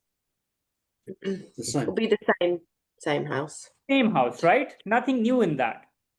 So it's not a product. This is what we call operations, which is business as usual. So after you're done with the project, providing support for defects resolution, this is what we call operations. And that's what we do here in this section. This is continuous support. Post-project work. Post-project work is not a project work. It's operations, which is continuous support, where you make sure that the original product is maintained. You understand, everybody? Project work is this. This is project, where you initiate it, you plan it, you build it, and you hand over it. Once the product is built, project is over. Project life cycle ends when you hand over the product, when you build it. You understand, everybody? The warranty, there could be warranty terms also, right? Within the project, like 1 year or 2 years retention period. That's again operations. Okay. Nothing unique, same product. That's again operations. And Ammar, what is the role that you would call for someone who's managing that? It's the operations manager? Operations manager, support manager, right? From PMI perspective, we call them operations manager. Yeah. Some organizations have a sort of a service from a technology standpoint, have a service transition function. Yes. So they take your project or your deliverables and hand them over to the BAU teams, which would then be deemed operations.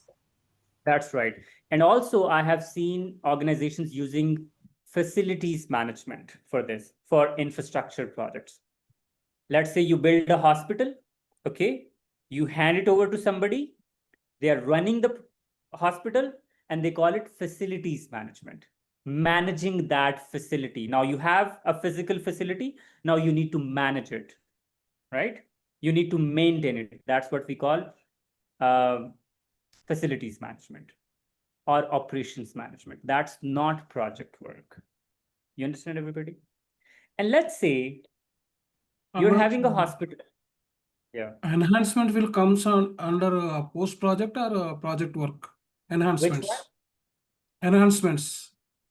Announcements or Enhancements.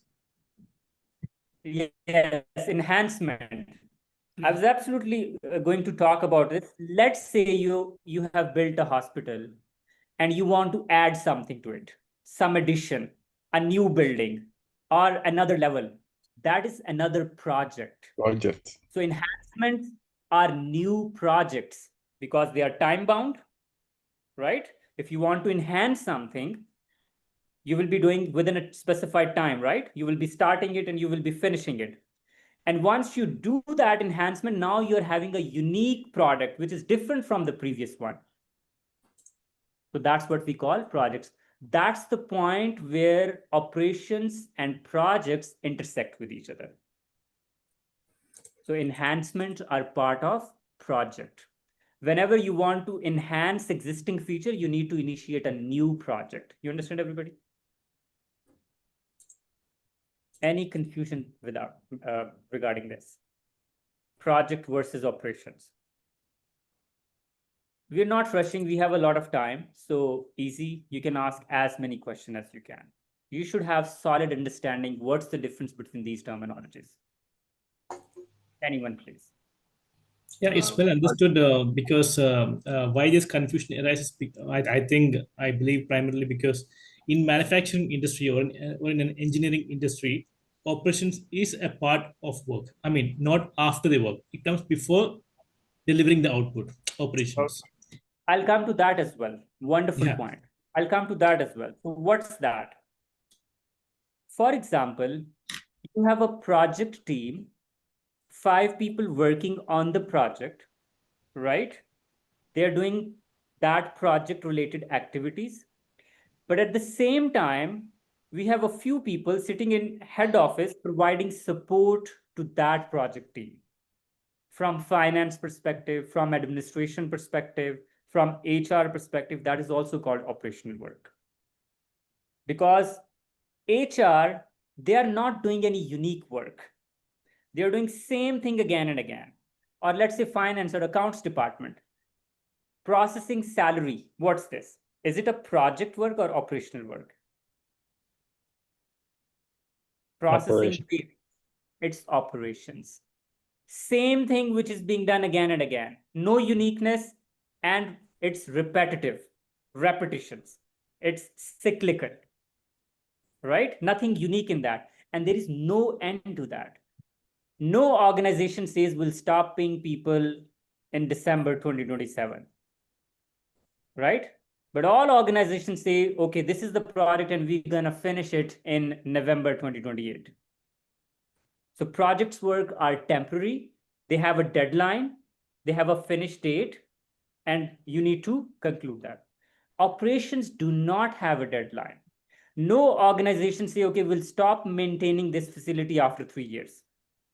Maintenance will be done until you have that product.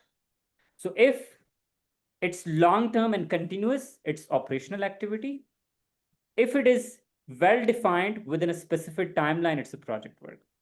Writing a book, what is it? A project. Write a book.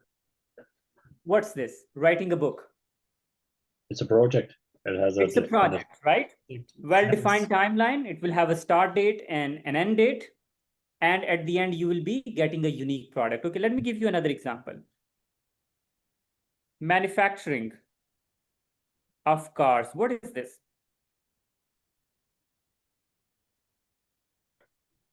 Let's say you have a model car, XYZ, Honda car. This is model, let's say. And based on this model, you are manufacturing hundreds and thousands of units. What's that? Yeah, that's not a project. So it would just be business as usual. That's what we call operations. Yeah. The first model car is a project because it's unique and it's time bound. And all other cars manufacturing, it's called operational activity. And it is done after project. So all the innovation, R&D is part of project work. Once you build that model car or product, then continuous or repetition of developing same is what we call operations. You understand, everybody? Yep. Correct. Any question about it? So this is the difference between product and operations. In this course, our focus is project work. In this course, our focus is innovating the most efficient car, not manufacturing cars. Manufacturing is entirely different thing. For manufacturing, you require a different skill set. For developing or innovating, you require a different skill set. You understand, everybody? Yeah. What do you think? Which one is riskier, project or operations? Project. Yeah. Operations. No, definitely project. Both. Why? Definitely project. Both of them, actually. I think operation, because you can have it's a greater scope than just the project. A project is like you could have a 6-month project that leads to 15 years of operations. Okay, perfect, wonderful. Operations are riskier. Okay, anybody else? Somebody was saying project. Why projects? Because you're producing something unique that hasn't been done. You're doing something for the first time, which you haven't done before. Okay, perfect, wonderful. And Sindhu was saying both. How both? So with project, I agree. Something unique and innovative. You're going with a problem that sometimes you don't know what the solution is, and there are risk factors to consider. With the operations, again, it's a continuous improvement. It's even if it is business as usual, your business as usual can be not the same all the time. And the technology is changing so much, you might end up being outdated and you will have to upgrade your system.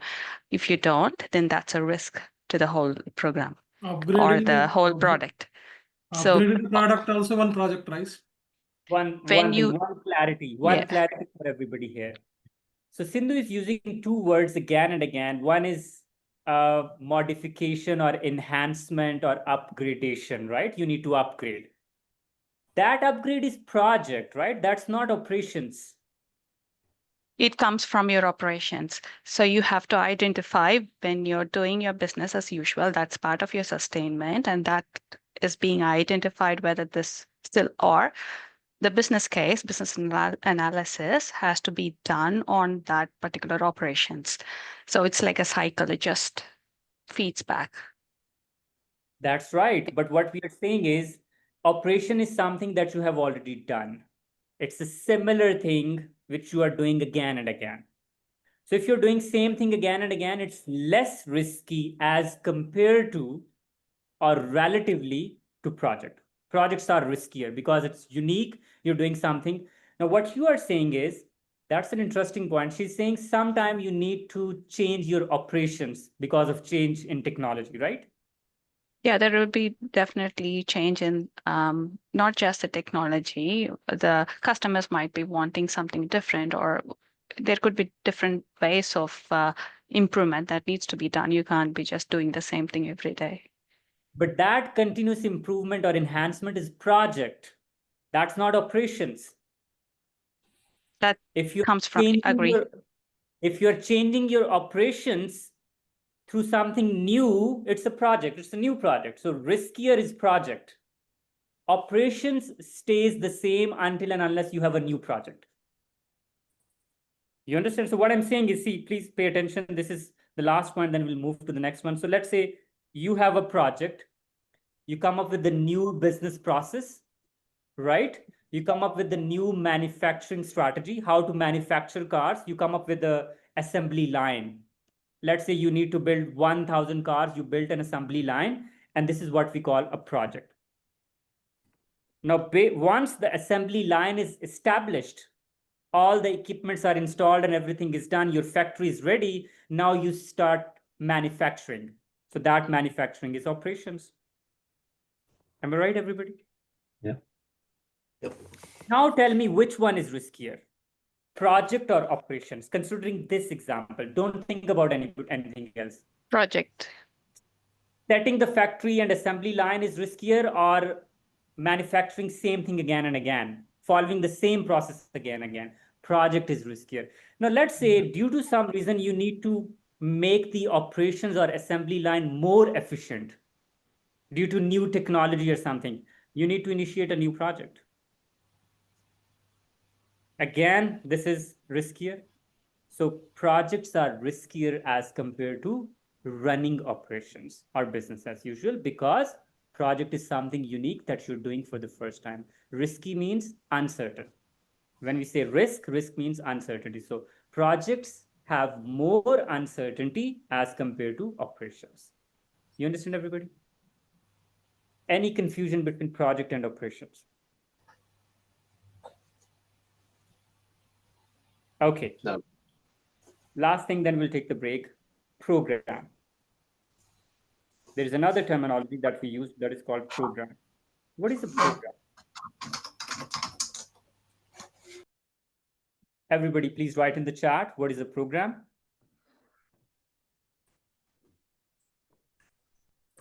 It's a group of projects. Okay, a group of projects. Anybody else? Everybody, please write in the chat. It's a group of projects that align to the program's outcomes. Okay, aligned to an outcome. Perfect. Anybody else? Process of the product. Okay. Anybody also else?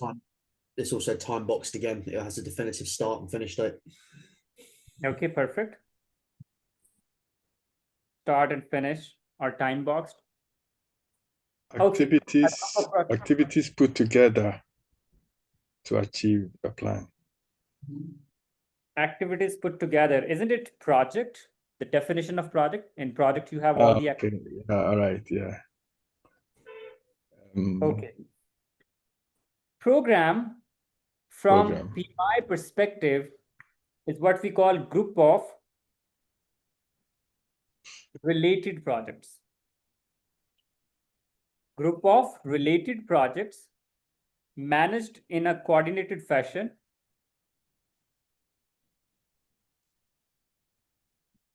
to achieve common benefit. So for something to be categorized as a project, there are three things. It's a group, number one. Second, coordination is needed. And third, common benefit. It's a group of related projects, means multiple projects managed in a coordinated fashion. Let's say we're talking about rehabilitation of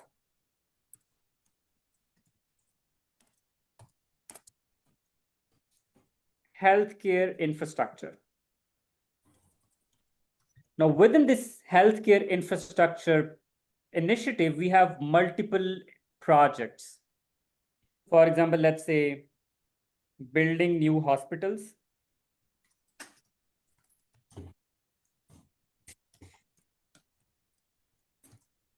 developing a hospital management information system,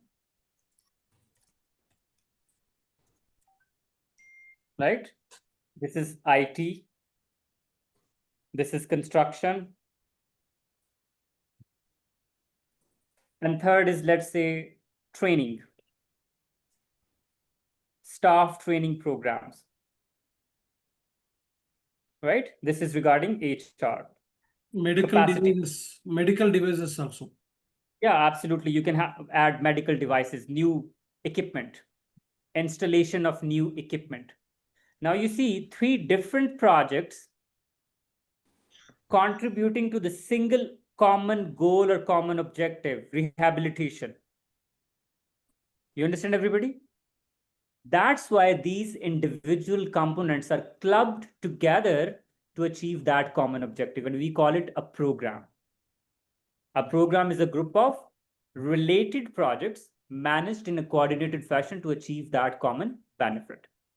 Now, let's take an example. Let's take Sumayya's example. She has a lot of money. She wants to build her own house. Still, she has abundance of money and she says, okay, let's build a public hospital for charity purposes. One is her own house where she would be living with her family. And second, she says, okay, let's build a public property, a charity hospital. Both are construction project.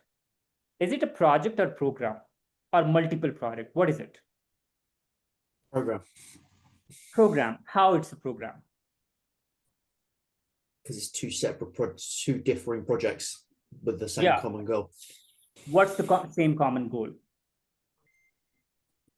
Well, real estate development by the looks of it. Yeah, what's the common goal? It's construction, building. Yeah, to construct two different buildings. Construction is a type of work. It's not a goal. Nobody says my goal is to do construction. Goal is what you want to achieve at the end. You understand? Here you are, modifying or modernizing the infrastructure. So modernization is your goal. But in your example, a project that is doing for yourself and a project that is doing for community, both are independent projects, although the nature of work is same. Both can be done independently. There is no need of coordination and collaboration. You understand, everybody? Yeah. You can build your own house and you can build a hospital with two different teams. No interdependence, no coordination, no collaboration. But here in this case, construction of hospital and hospital management information system and trainings all are aligned and interdependent. You understand? Your training should be aligned with the facilities.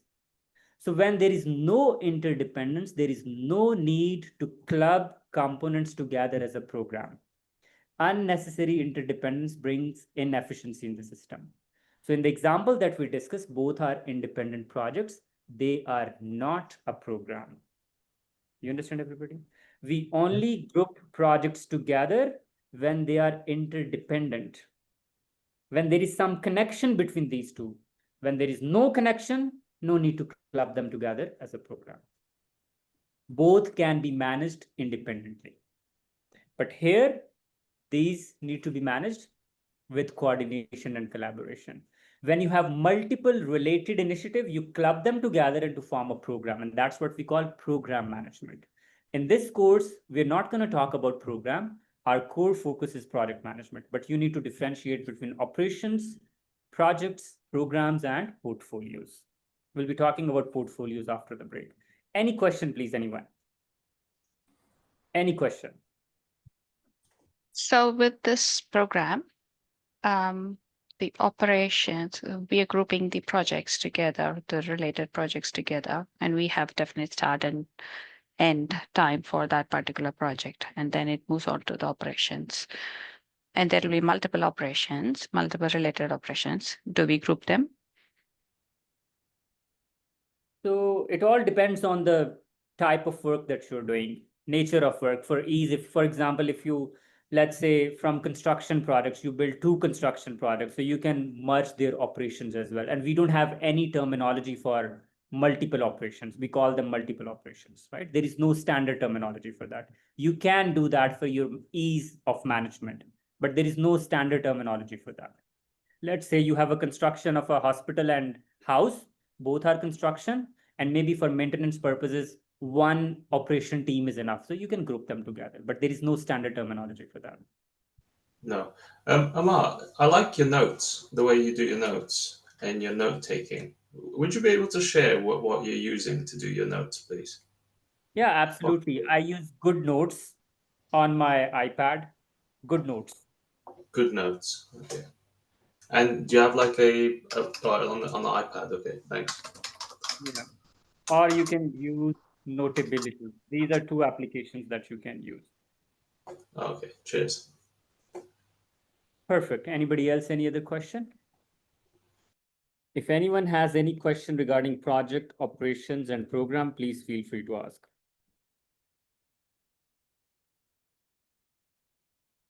Portfolio. Okay, what is portfolio? Anyone, please? Collection of Group of programs. program. Collection of programs, okay.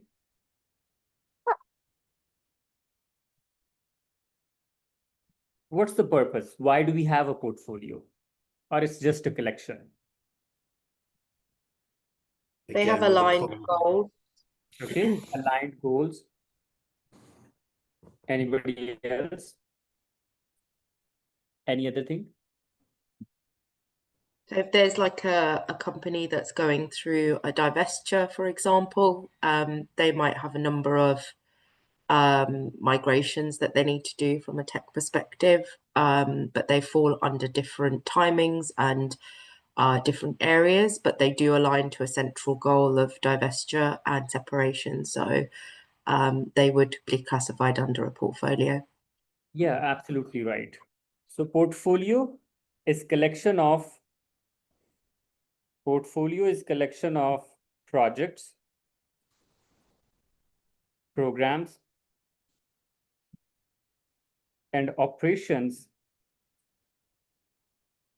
to achieve strategic objective of the organization.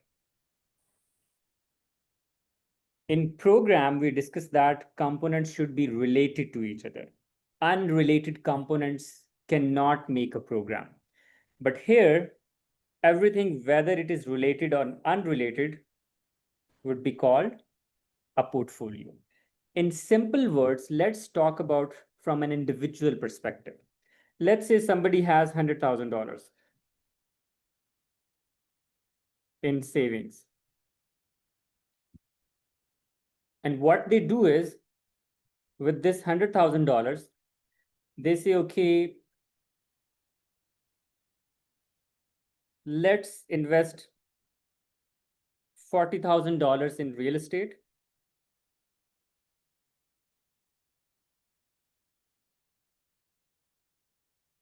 Let's invest $30,000 in stock exchange.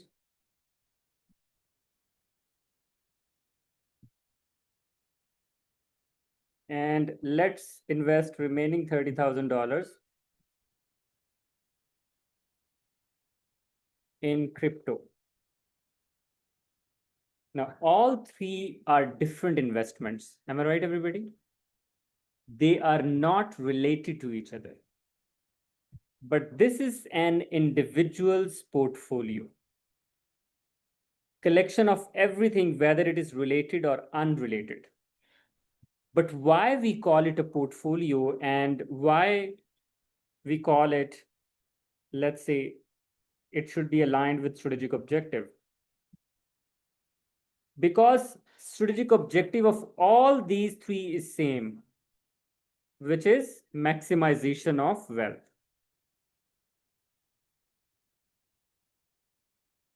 So a portfolio is collection of everything that contributes to your strategic objectives, whether it is related or unrelated. You understand, everybody? Does it make sense? Strategic objective is making money, right? And all these things are contributing to that strategic objective. So we group them together and we make a portfolio. This is an individual, a person's portfolio.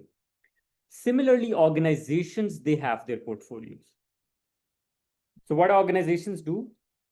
They define their strategic objectives, right? Organizations have their objectives, right? Different organizations have different objectives. Some organizations, they make money. Some organizations, they work in, let's say, technology. Some in human rights, peace, prosperity. Some in environmental protection, sustainable development. You understand that? Different organizations have different strategic objectives. So what work an organization would be doing It all depends on the objective. You understand, everybody? Does it make sense? Whatever your objective is, accordingly, you would be working that. So selection of work or selection of projects is based on the type of strategic objective you will be having. Right? If your strategic objective is, let's say, green environment, you would not be working on any project that contributes to carbon emission. You understand, everybody?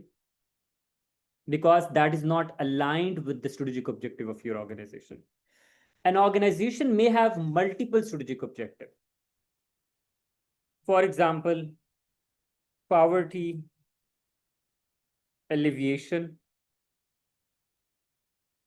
This is one of the objectives. Clean drinking water. This is another strategic objective. Somebody tries to share their screen, so it's okay.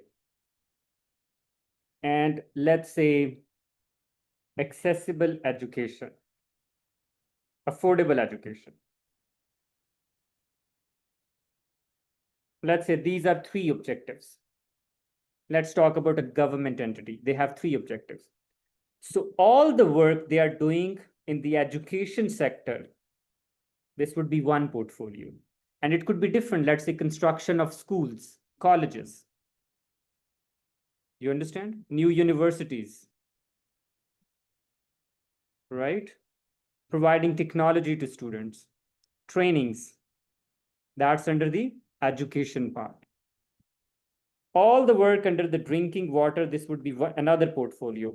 And all the work under poverty alleviation would be another portfolio. You understand, everybody?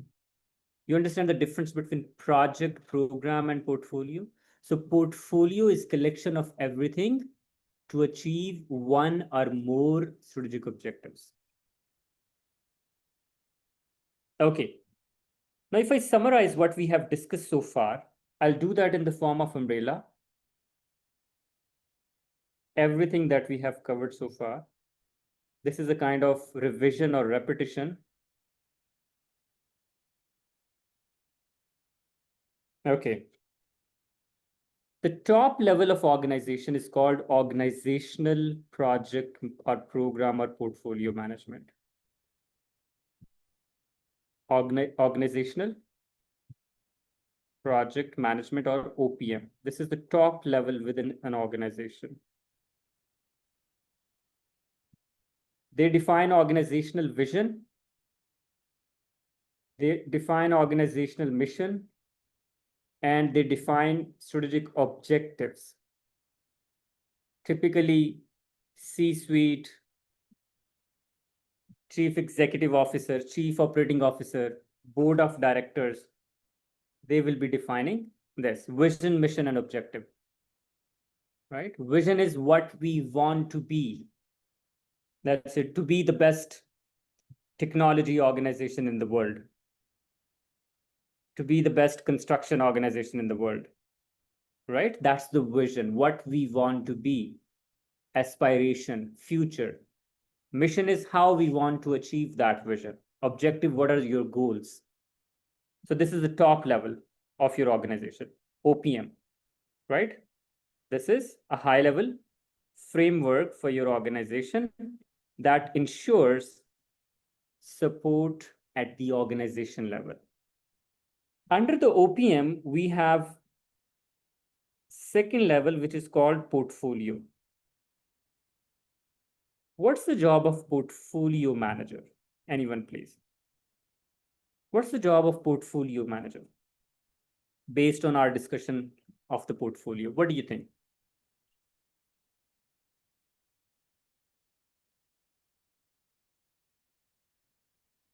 It's the link between the program, the portfolio level governance, and the C-suite. So you're reporting upwards on the progress of the programs and the point of escalation as well.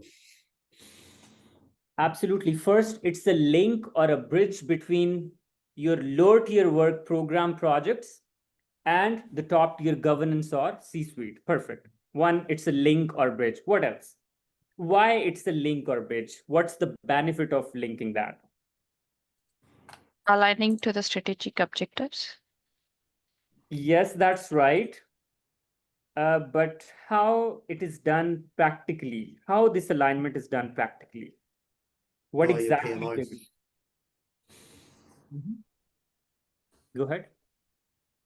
I was just saying, like via your PMO, so you have your upwards reporting governance from your project level, your project level projects, then your program level, and then you go up to your portfolio level. So think of it as That's a right. pyramid. Okay.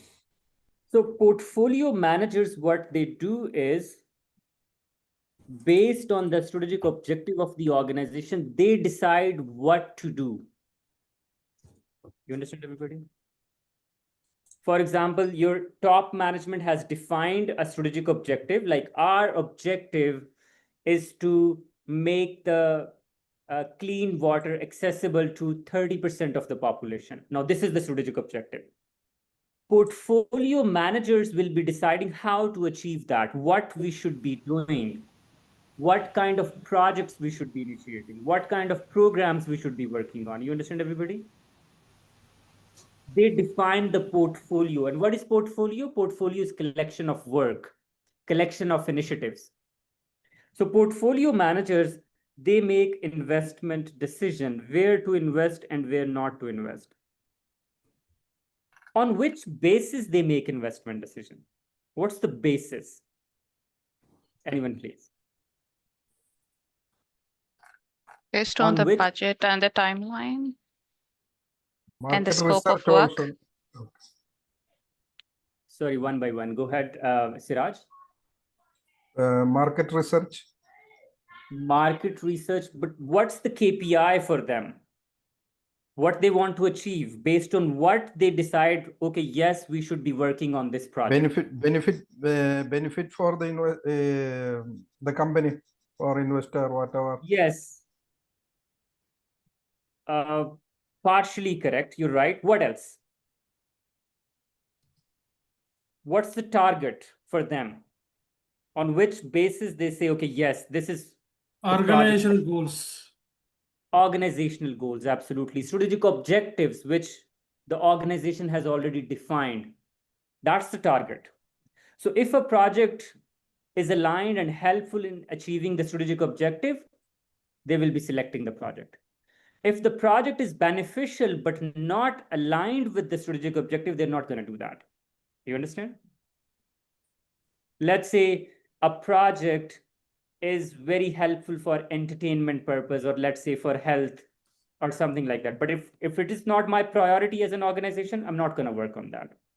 So anything that aligns with the strategic objective of the organization, I'll be working on that. So what they do is they make investment decision. They do selection of projects and programs. They do prioritization. They do resource allocation, right? In simple words, they make sure to maximize value for the organization. That's the job of portfolio managers.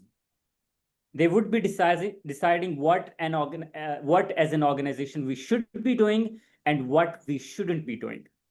Anything that aligns with the strategic objective and we have resources for that, we're going to work on that project. Anything that is contradictory or in conflict with the strategic objective of the organization, or we do not have resources, we're not going to do that. So selection of projects is done by portfolio manager. As a project manager, we do not select the projects. We execute already selected projects. You understand, everybody? Does it make sense? We just execute the work which is already decided by the organization. Right? But the portfolio manager's job is to decide the work. Under portfolio, we have program manager. What's the job of program manager? Anyone, please?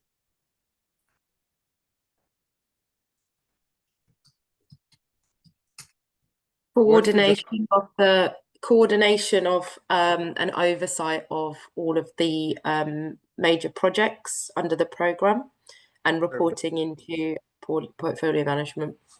That's right. Perfect. Wonderful. So one is coordination and collaboration. Coordination. among related components. Managing interdependency, because they are interdependent program components. Managing shared resources, because shared resources introduces an interdependence among products. You understand, everybody? So our managing resources we have already written, and reporting. That's the job of program management. The focus is efficiency, coordination or collaboration, and interdependence management. And under program management, we have project management. What's the job of project managers? Anyone, please? Execute the project. Execute the projects, right? Focusing on projects, on individual initiatives. And support the team members. Yes, that's right. Everybody is supporting the team member, right? So it's not specific to projects. Portfolio managers, they support their own team. Program managers, they support their own team. Product managers support their own team. So the job of product manager is this. This is called triple constraint triangle. Triple constraint triangle.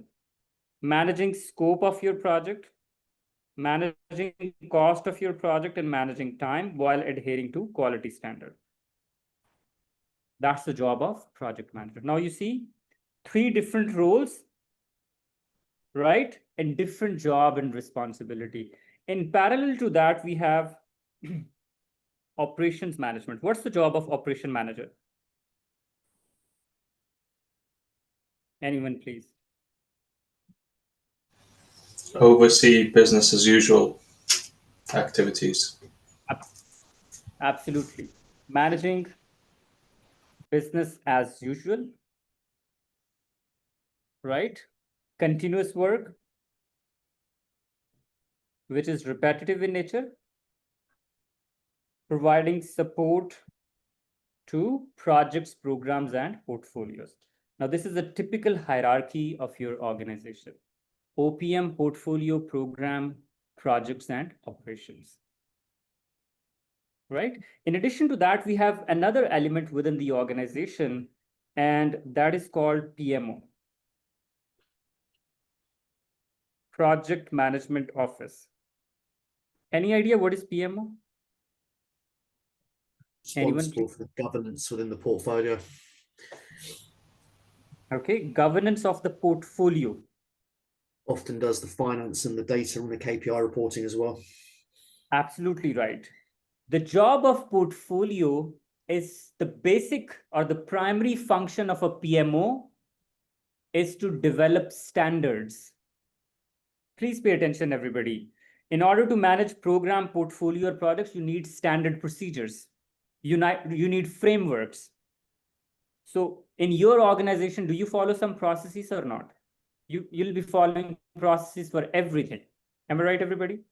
Now, who develops those processes? It's the PMO. It's the job of project management office to develop standard procedures, processes, and frameworks for your projects. You understand, everybody? That's the primary function. Now, based on that, what we do is we categorize PMOs in 5 different categories. Supportive PMO, controlling PMO, directive PMO, enterprise-wide PMO, and agile center of excellence. These are 5 different types of PMO. Let's first talk about supportive PMO. As the name indicates, this type of PMO provides support to project managers. What kind of support a PMO can provide? What comes to your mind? Let's say you are a project manager. What kind of support a PMO can provide to you and your team?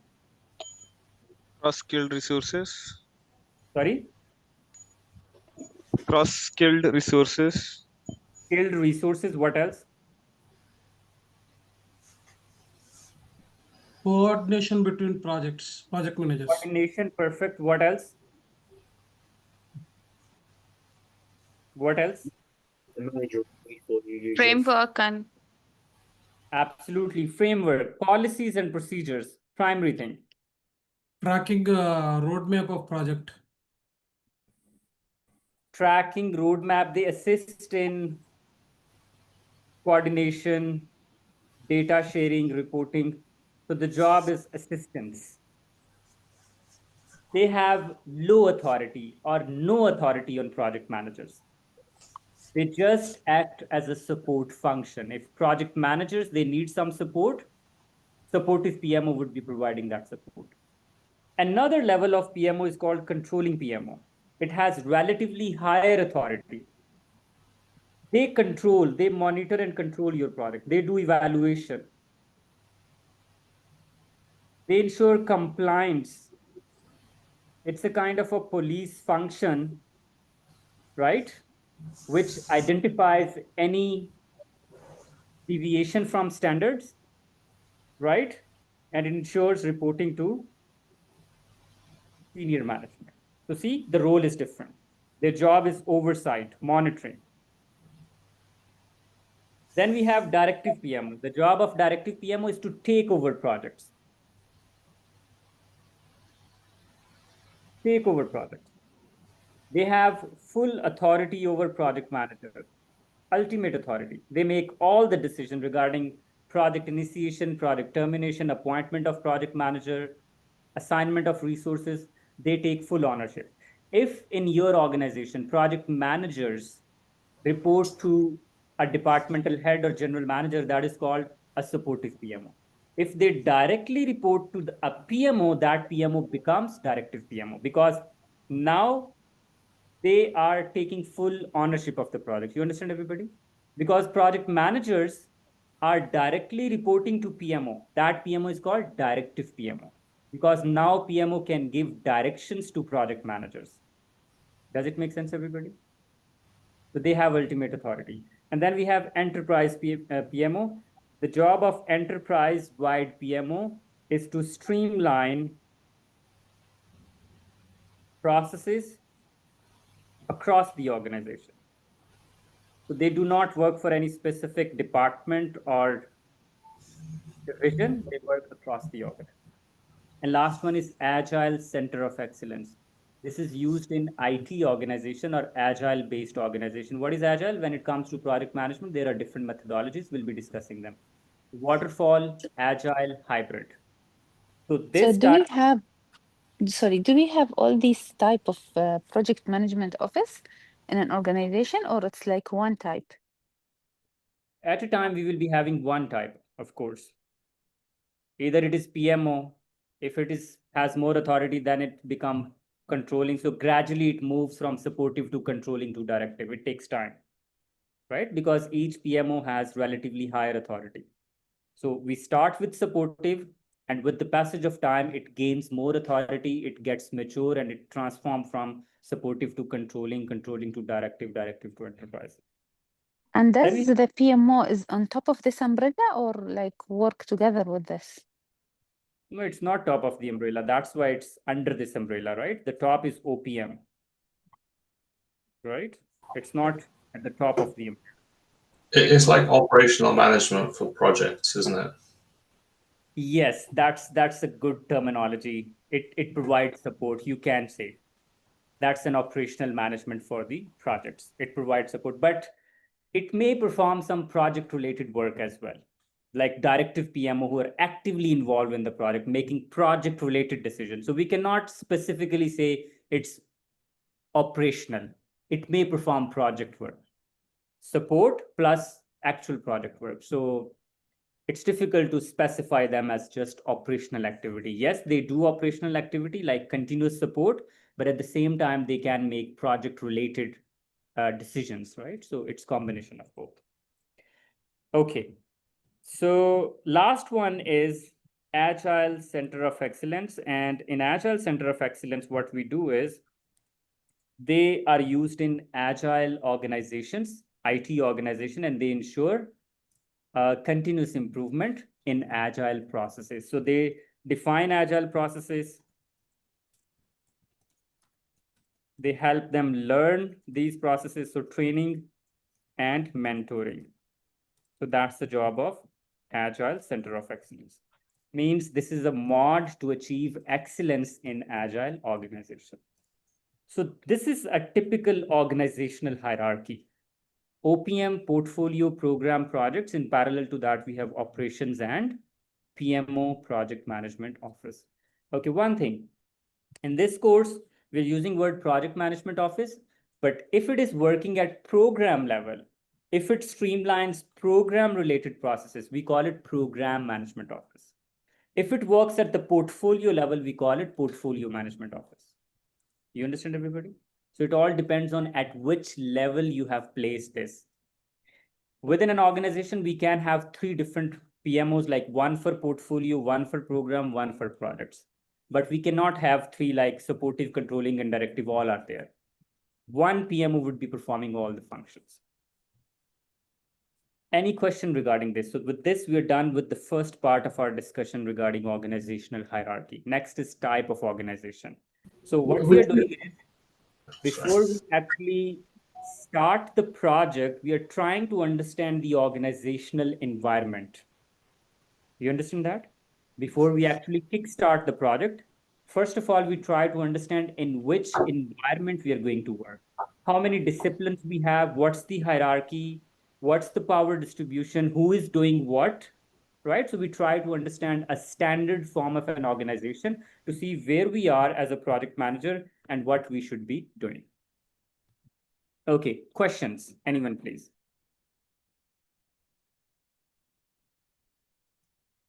Would you zoom out a little bit so I can take a screenshot of this framework, please? Or just on the framework part, because the screen cuts off the bottom half. Just what we've just discussed. Yeah, that's perfect. Thank you. Or if you can move back again, sorry. Just a... just to confirm, you are sharing these notes, aren't you? Yes, I'll be sharing these notes. Okay, thank you. Will you share it at the end of the day or like at the end of the course? At the end of the day. All right. Anybody else, any other question before we move to our next part of our discussion? How difficult it is? Rate it out of 3. 1 being the easiest, 3 being very challenging, whatever we have discussed so far. Everybody write in the chat. Rate the content out of 3. 2 is not an option.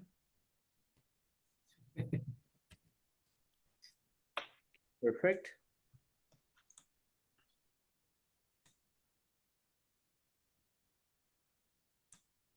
All right. So for most of you, it's not very challenging. That's good, because we are spending almost double the time, right? Why? Because we have an extra day, right? So typically I complete this section in first 2 hours, right? But here I'm not in rush. I'm spending a lot of time making sure you understand each and everything, right?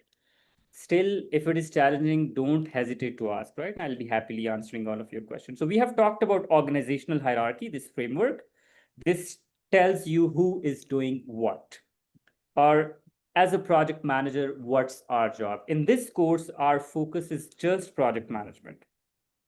We're not going to talk about anything in this course. No discussion about PMO. PMI has a different certification for PMO.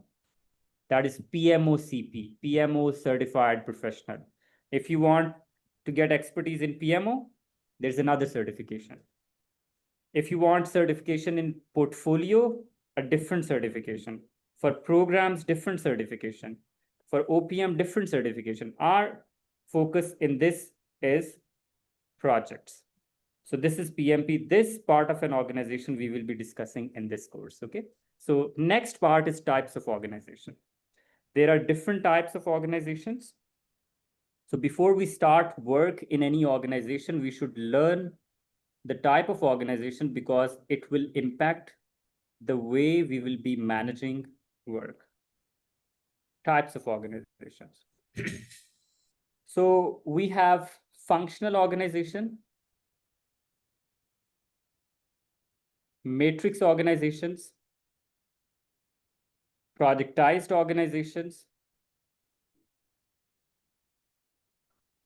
hybrid organization, right? These are 4 different types of organization. Let's start with the functional organization.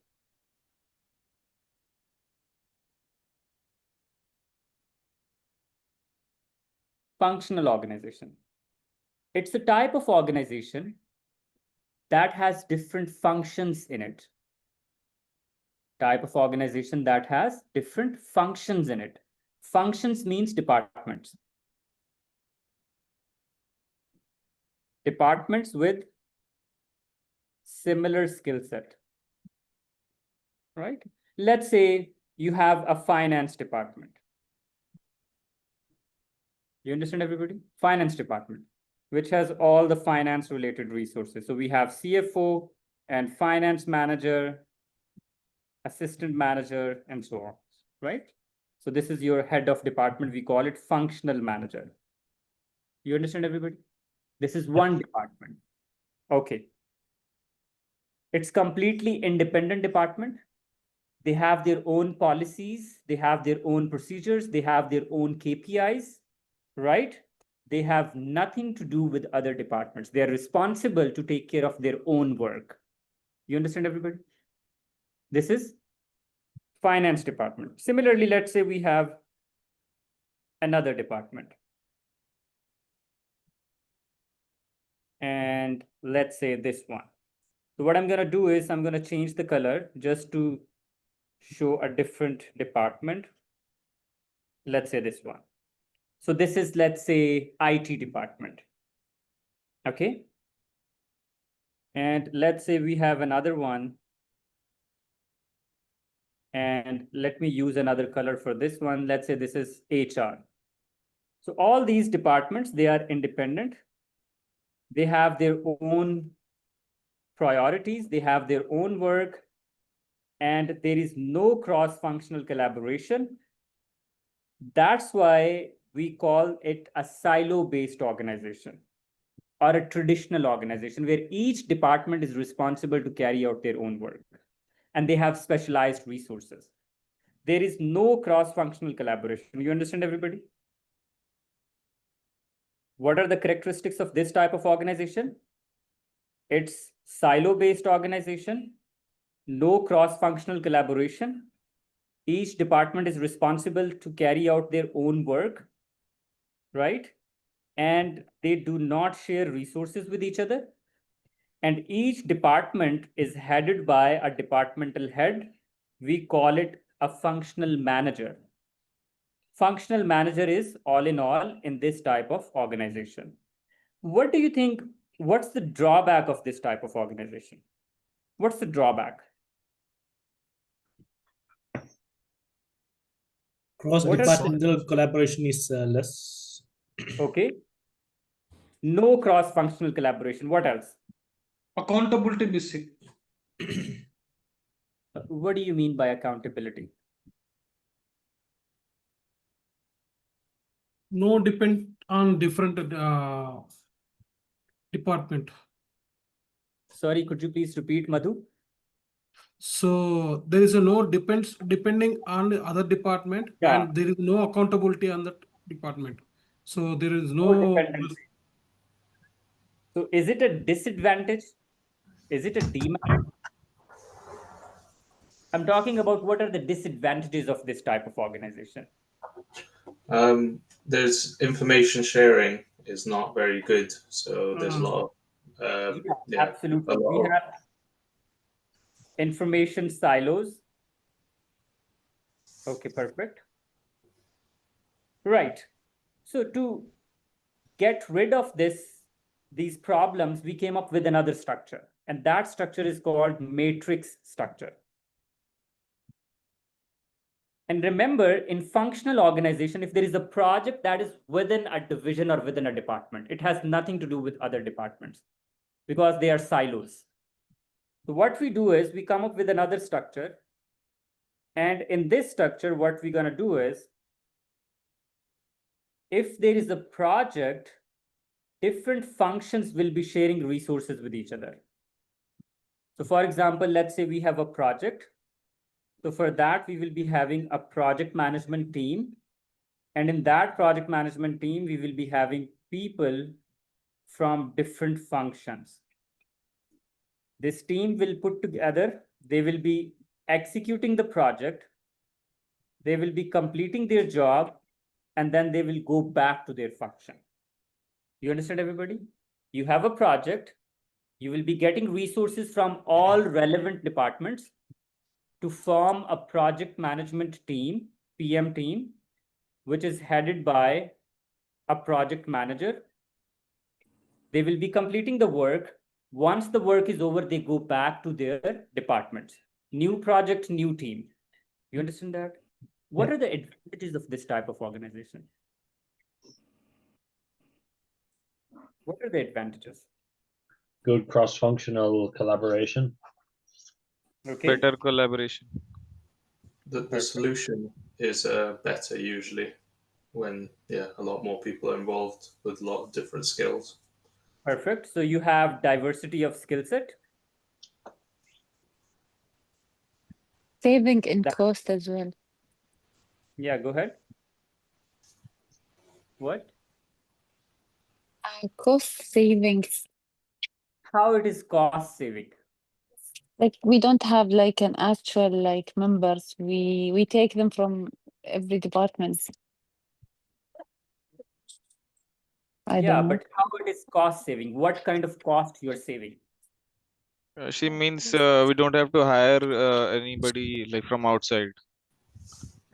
No, you need to hire. Let's say if you don't have people in function, you will be hiring them.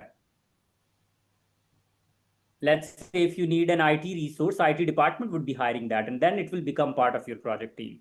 So hiring is same. If you need 10 people, you need to hire them, right? Okay. Anybody else? Any other? Here, there's proper accountability in the sense the project objectives are properly monitored and an accountable person is there. I mean, okay, so you're saying project managers are relatively more empowered. That's what you want to say? Okay. PMs are empowered. Perfect. Okay, what are the disadvantages of this type of organization? People management is a lot more difficult in a matrix environment. You'll have people with multiple line managers, multiple supervisors, etc. Absolutely wonderful. Multiple supervisors. That's the key point. Multiple supervisors. Let me go back to explain this to everybody. See, let's talk about this individual, this one. One, they are reporting to project manager because they're part of the PM team, and at the same time, they're reporting to their functional head. So multiple reporting lines. You understand, everybody? Yeah. Makes their work complex. This compromises their dedication to project, their loyalty to projects, right? So there would be clash in prioritization of work, right? Prioritization conflicts with the functional manager, right? Dedication and loyalty would be compromised.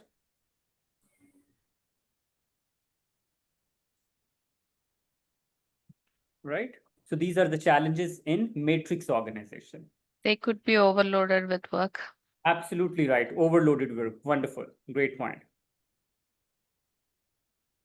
Because they are doing project work at the same time, they are working with their functional heads. Okay, perfect.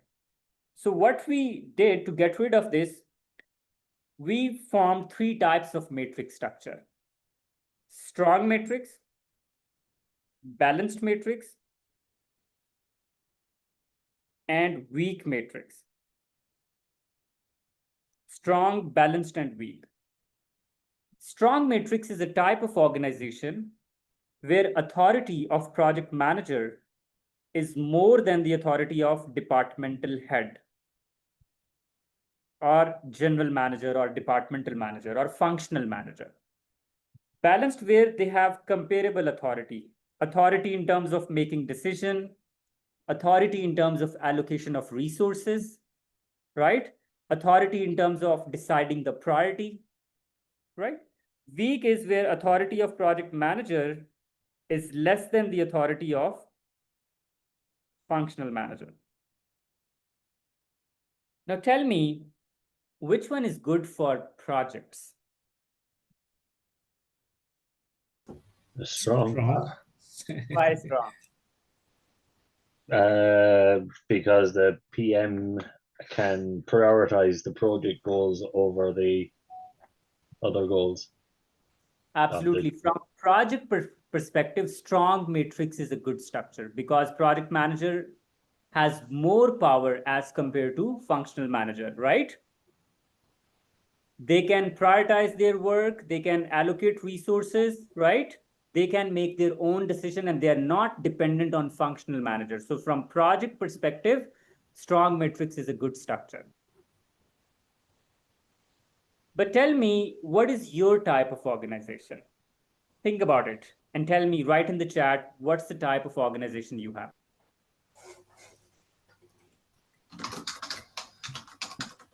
Strong, weak, balanced. Based on my experience, most of the organizations are either weak matrix or balanced matrix. These days, IT-based organizations are strong matrix organizations where project managers are given more authority because a lot of innovation, creativity, and instant decision-making is needed. So they are given more authority. Perfect. So yes, mostly organizations are either weak or balanced, and modern day organizations are strong matrix organizations. Okay, I hope you got the clarity about matrix structure. Then we have the third one, which is projectized organization. Projectized organization. These are also called project-based organizations. Project-based organization or temporary organization.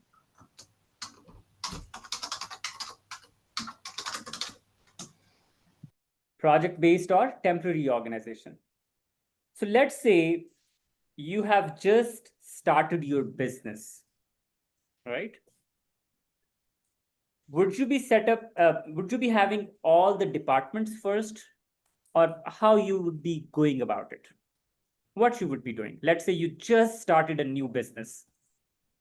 First, you will be establishing all the departments, or how would that work? Anyone, please.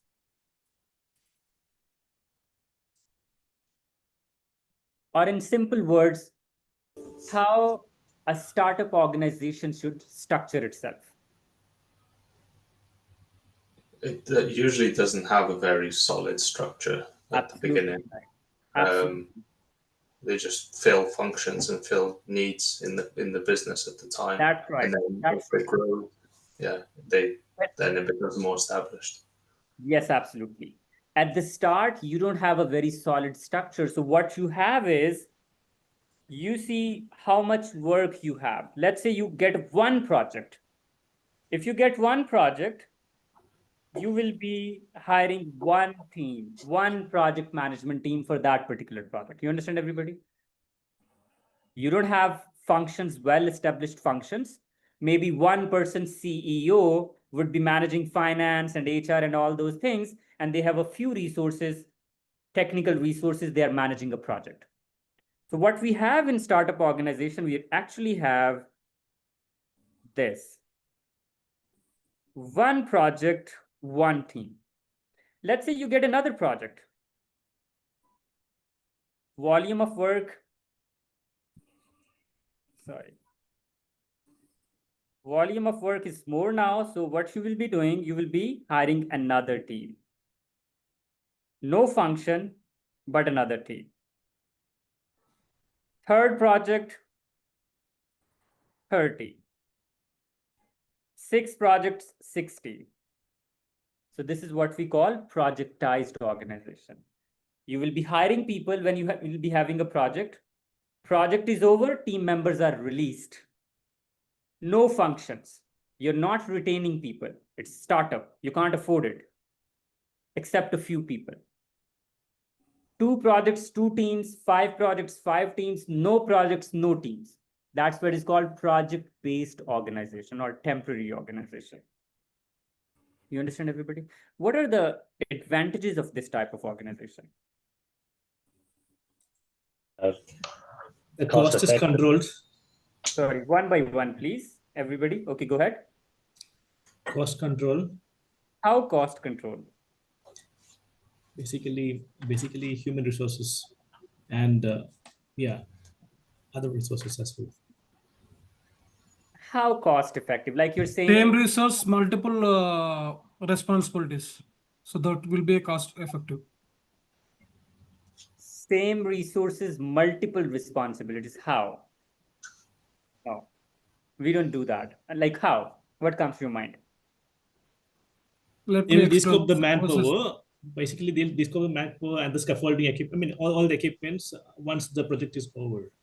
Okay, perfect. You know. So what you're saying, project is over, all the resources are released. You're not going to pay them. Okay, perfect. Wonderful. So yes, it's cost effective because you are paying only for the project duration. No project, no payment. Perfect. Anything else? Any other advantage?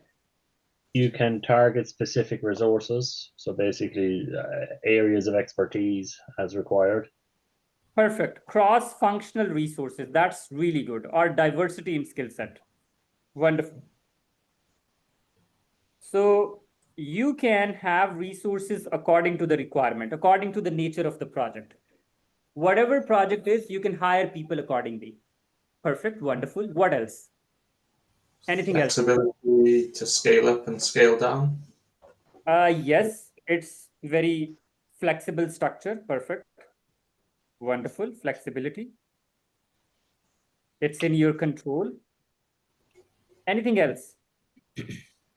Team members are dedicated, right?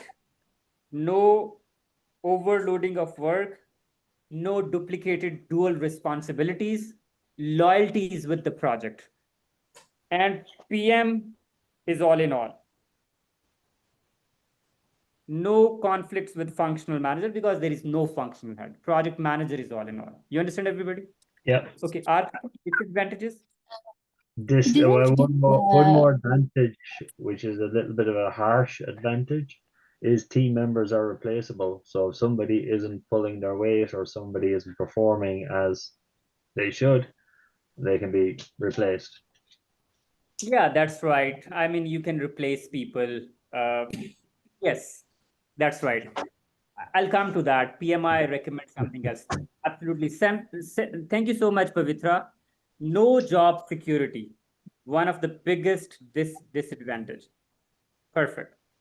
Anything else? Knowledge walks out the door quite a lot. You know? No knowledge retention. So see, this exam is not difficult. It just requires conceptual understanding. So you're telling me to write exactly same words which PMI has used. No knowledge retention, no job security. So it just requires conceptual clarity, no memorization. If you understand what exactly we are discussing, right, that's more than enough to prepare for the exam. Okay, anything else? No knowledge retention, what else? Because people would be coming, they will be doing the work and they would be leaving the organization. So as an organization, you're not learning. You're not retaining the knowledge or skill set. What else?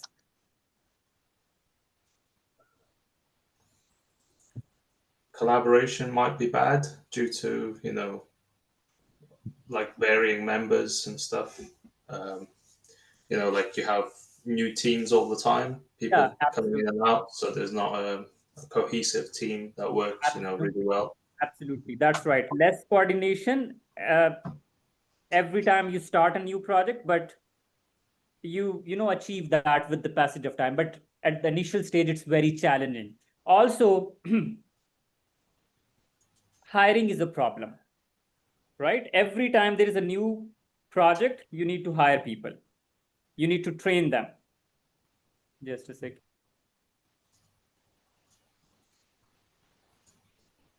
So you need to train them. So training challenges, hiring challenges. People are not motivated because they know there is no job security. So while they're working for you, they were looking for another job. right? So these are some of the challenges for, disadvantages for projectized team. But they're good for there is a startup. chance of duplication of work also here. Absolutely right. Fantastic. Duplication of resources. Wonderful.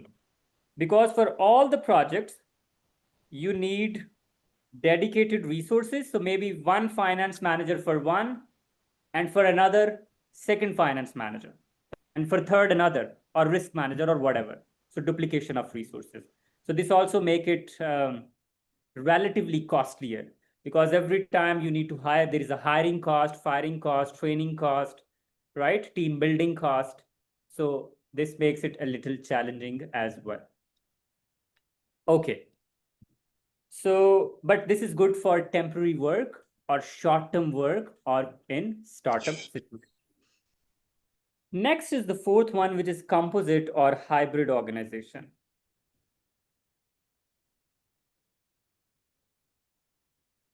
Composite or hybrid organization. All right, everybody, I'm back. So next is composite organization. Composite could be combination of any of the above type of organization. Let's say you have a matrix structure, and with matrix, you add projectized or any of the above. This is what we call composite or hybrid structure, which is combination of different type of organization. Matrix is for long-term projects or permanent works, and projectized is for temporary work. So these are different types of organizations which are really important for a project manager to understand. Who would like to answer why it is important to understand the type of organization for a project manager? Why? It gives you an indication of how much say you have over your team. Absolutely right. How much power you have, right? How decisions are made in this organization, how much authority you have on resources, right? Perfect. So these are different types of organization. Next concept is organizational influences. When it comes to managing projects, there are various factors that could potentially influence your project. So as a project manager, you need to understand them, and you need to take them in consideration throughout the life of your project. Okay, organizational influences. There are two types of organizational influences. First is called enterprise in organizational process assets.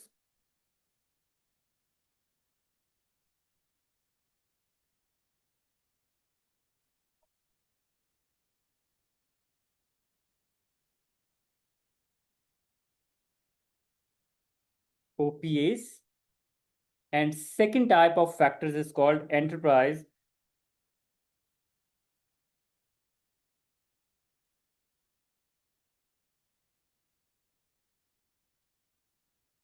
environmental factors, EEFs. The difference between OPAs and EEF is that OPAs are in your control as a team. You have some level of control on OPAs. And on enterprise environmental factors, you don't have any control. So what are OPAs? What are your assets? Like your data repositories, all the data that as an organization you have accumulated so far, because that will be influencing your project. You understand that? Your past work of an organization will be influencing your future work because of lessons learned, and organizational policies and procedures. These are called organizational process assets. And these would be influencing your project. That's why we call them organizational influences. You understand, everybody? Any confusion about it? The second category is called enterprise environmental factors, which are not in your control. They could be either internal or external. Who would like to answer? What are internal enterprise environmental factors? Factors which are not in your control as a team or project manager, but they could potentially influence your project. Give me examples of internal enterprise environmental factors. Anyone, please. There could be a change of senior leadership that you're unaware of that could impact strategy. Absolutely right. Change in leadership, wonderful. Anything else? Availability of resource. Perfect. Availability of resources or skill set. What else? Overall Scope change. Financial constraints. Financial constraints, perfect.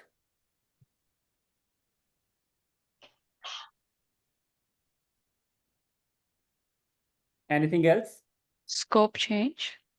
How scope change is an enterprise environmental factor, and it is internal. Scope change could be because of many reasons. Could be external as well. Let's say client is changing the scope. Internally, when we start to understand what the requirements are, sometimes we can get into scope creep as well. See, scope creep is a different concept that we will be discussing in the planning section. Scope creep means when you plan something, you lock the scope and then you deviate. That's what we call scope creep. And it could be either internal, it could be either external. Okay, what else? Anybody else? Your organizational culture, values, right? Your power distribution, organizational history, right? Organizational structure, organizational infrastructure, facilities. Change in objectives. Yes. Right? So these are your internal enterprise environmental factors. What are external enterprise environmental factors? Geopolitical issues. Okay, one by one. Geopolitical Absolutely. factors. Geopolitical conditions, security condition of your country, economic conditions, regulations and laws. What else? Natural calamities. Perfect. Natural calamities, market conditions, customer preferences. Anything else? Global supply chain, competitor. All of these are external enterprise environmental factors that could potentially influence your project, right? And we need to take them in consideration throughout the life of our project. So with this, we're done with the first part of our discussion in lesson number 1, that is introduction or fundamentals of project management. Just quickly, if I review what we discussed here, we started our lesson 1 business environment, right? Where the first part is fundamentals of project management and second part is business analysis. So in fundamentals, we talked about projects, operations, programs, and portfolio. And then we concluded our discussion to understand this overall framework, organizational framework, right? Here we discussed types of PMOs as well. And we said our focus here is project-related work. So this is our focus. Then we talked about types of organization, functional organizations, matrix organization, projectized organizations, and hybrid organization. And the last thing that we discussed is organizational influences, which we categorized in 2 categories, OPAs and enterprise environmental factors. Next is business analysis work, which is part of pre-project work. Let me go back to show you where we are in terms of our lesson. So we're still talking about lesson number 1, right? Now we have understood the business environment. Next is we'll be talking about how we initiate the project. What are the activities that we do in pre-project work, like need assessment, feasibility, business case, benefits management, and selection of project. That's what we will be discussing in next part of our discussion. Time for the break. Before we go to break, if any of you have any question, please feel free to ask. Any question, please.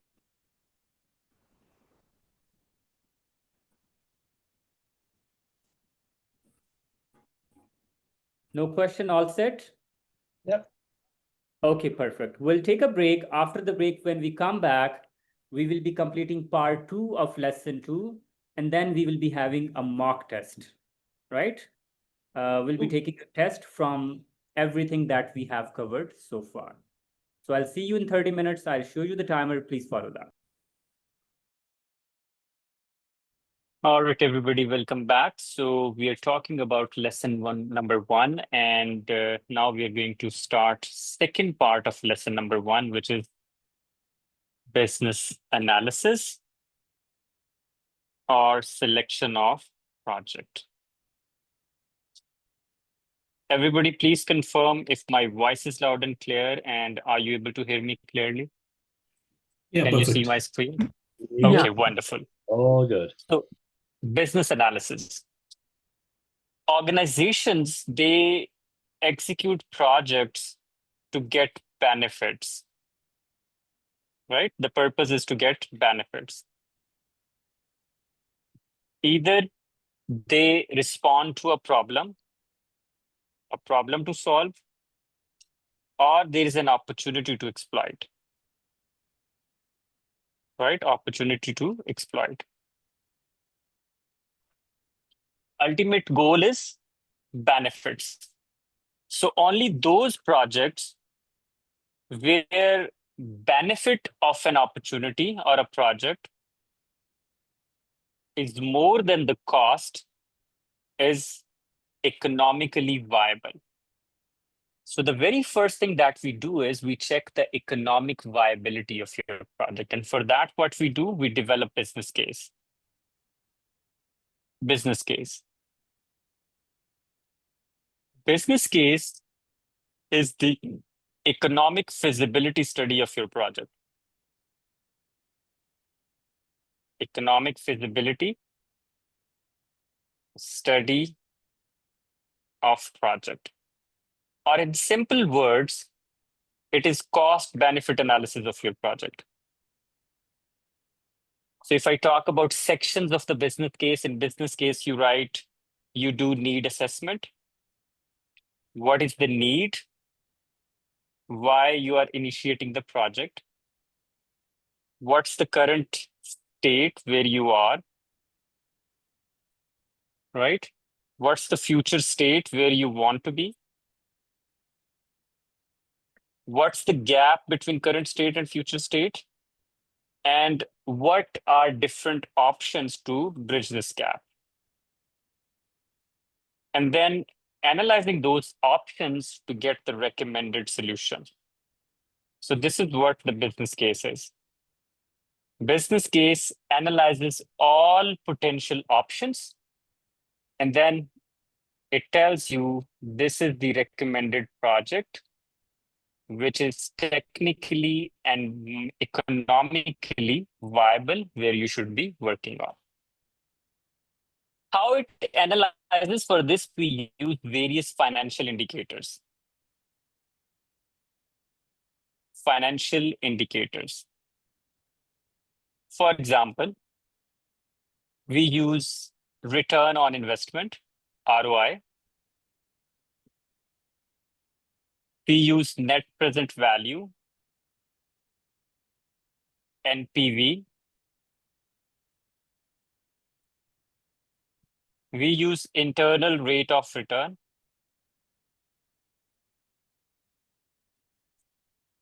IRR. And we use payback period. These are some of the financial indicators that we use to select the right project for our organization. Let's first talk about return on investment, the first one. Suppose you have multiple project options and you need to pick one, the most suitable project. So you can use this ROI indicator.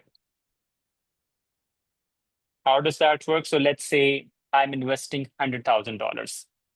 My investment is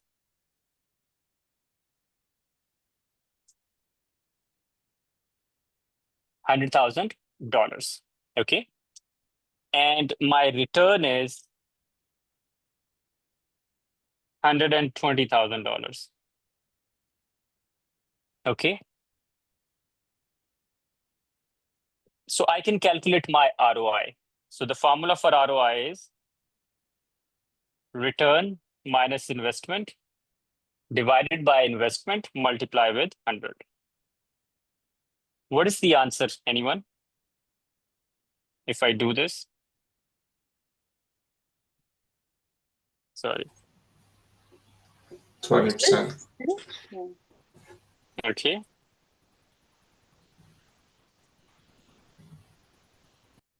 100,000 multiply with 100. So my ROI is 20%. Means my rate of return from this project is 20%. And let's say you have 3 projects. Project A gives you 20%. Project B gives you, let's say, 15%. And project C gives you 17%. So we're going to go with this project. The project with highest ROI is the best project. You understand, everybody, from economic perspective. So this is how ROI is used to select the right project for your organization. And you see, in this formula, we don't have duration in consideration. You understand? Let's say, I'm saying if you invest 100,000 today and you get 120 in 3 months, versus you spend $100,000 today and you get 120 in 3 years. Which one you would be doing and which one you would not be doing? Anyone, please? 3 month one. 2 up. 3 months. Sorry? 3 months. 3 months, right? So because you want to get your money back as soon as possible. But in this indicator, there is no variable of time. So that's why we come up with another one that is net present value. When time is in consideration, we use net present value, NPV. Right? NPV. What is NPV? Let's say you are investing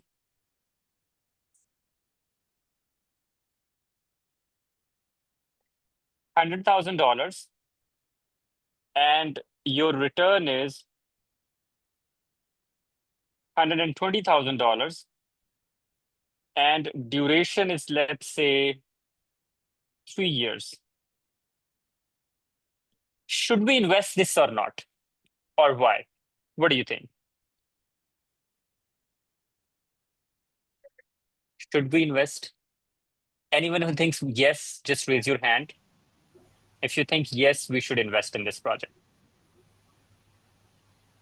No. No, we shouldn't invest. Okay. At what return you will say yes, we should be investing? Your initial investment has to come back within 4 years. So after anything that would, yeah, so you're saying 4 years. Yeah, if you break even within 4 years, then I think it's good. So you're getting, yeah, you're getting 120 in 3 years. So it's better. So you're thinking we should invest. Oh, right. Okay, I thought you, yeah, we should invest, sorry. Okay, right, perfect. We should invest. Anybody else? Rifan, you're on mute. Anybody else? Yeah, since it is 20% and less than 5 years, I mean, yeah, this is a good goal. This is a good investment. Okay, anybody else? Anybody who thinks, no, we should not invest? Everybody, please turn on your videos. So actually, generally we calculate by year, right? If it 20% by 3 means almost 6.5, so 7%. Yeah, yeah. We should not invest. We should not invest. Okay, so see, we are confused. We are divided. So let's see what we should be doing. Please pay attention, everybody. Problem is that apparently it looks like there is a 20% of return, right? You are investing $100,000 and you're getting 120. Apparently it looks gross 20% return. But the problem is that the money that you are investing is going out of your pocket today. You understand? This money, this investment, this is going out of your pocket today. So this is the present value, current value. PV of your investment, right? 100K. But the money that you will be getting, this is not current value. This is future value. You understand? Like you will be getting this money in 3 years. Does it make sense?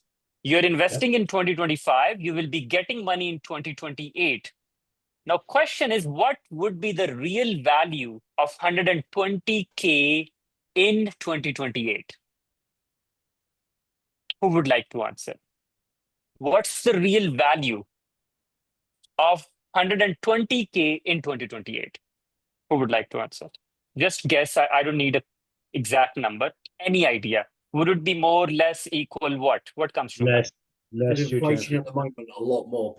Less, absolutely. Yeah. The value of money in 2028 would be less than 120,000. You understand? Yeah. Right. So this is not a correct comparison. You're comparing 100,000 with 120K. However, 120 is not 120. It would be much less than that. Right? Because it is future value of your return. So we cannot compare current value or present value with future value. So what we're going to do, we're going to convert this future value into present value. Right? So the formula would be PV, present value of return, is equal to future value of return divided by 1 plus I is the interest rate raised to power n is the number of years. Let's say my interest rate, current market interest rate is 12%. I'm just writing randomly. It's 0.12. And number of years is 3. So my future value is 120,000, right? 1 plus I, 1.12 raised to power 3. You understand, everybody? Is it clear? Any confusion so far? No. So just a second. Let me do the calculation. So 1.123. So 120,000 divided by 1.40.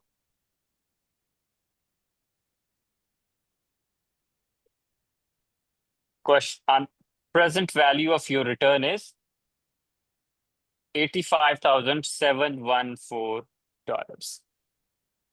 So what was the present value of investment?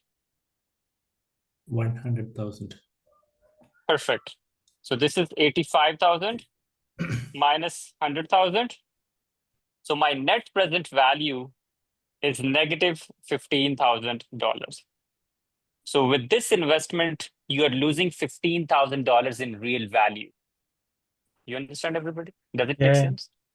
So you're investing $100,000, you're getting $85,000. So there's a loss of $15,000. So for long-term projects, we use this indicator where time is also considered. Remember, if your NPV is positive, project is profitable. If your NPV is negative, it's a loss. And if your NPV is 0, no profit, no loss. You understand, everybody? Does it make sense? Yep. Okay, perfect. So this is NPV. This is used for long-term projects. Third, we have internal rate of return.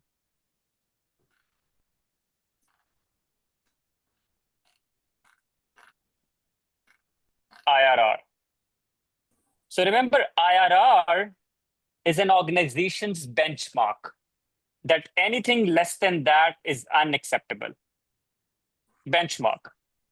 Remember, IRR, it's a rate of return, or it's a return rate at which NPV is 0. I repeat, IRR is rate of return at which your net present value is 0. Now, let me give you an example. Please pay attention, everybody. Let's say you are investing $100,000 and you're getting $113,000, and your IRR is 15%. Is this project profitable or a loss?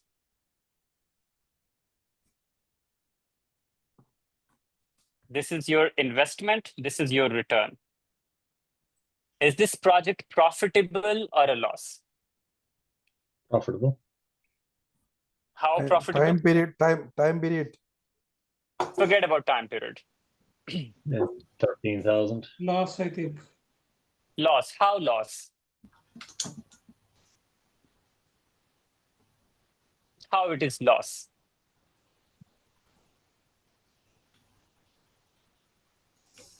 Anyone? Isn't it breaking even? How? Because the NPV is 0, right? Okay. How NPV is 0? Because you just put it on the board. No, that's a different thing. I'm talking about this project. So it's different. This one. Tell me. Okay, all right. If your IRR is 15% and a project gives you $100,000 in investment and 113 in return, is it a profitable investment or a loss? It would be a 2% loss. 2% loss. How? The 13,000 is 13% of your original investment, and you're basically saying your internal rate has to be 15% for it to be profitable. That's right. Absolutely correct. My minimum return is 15%.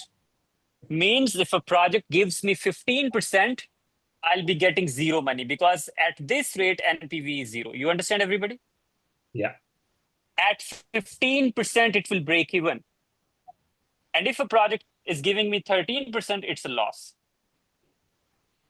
So any project that gives you less than IRR is a loss. Because at IRR, Calculate your the IRR? NPV is 0. Sorry? Sorry.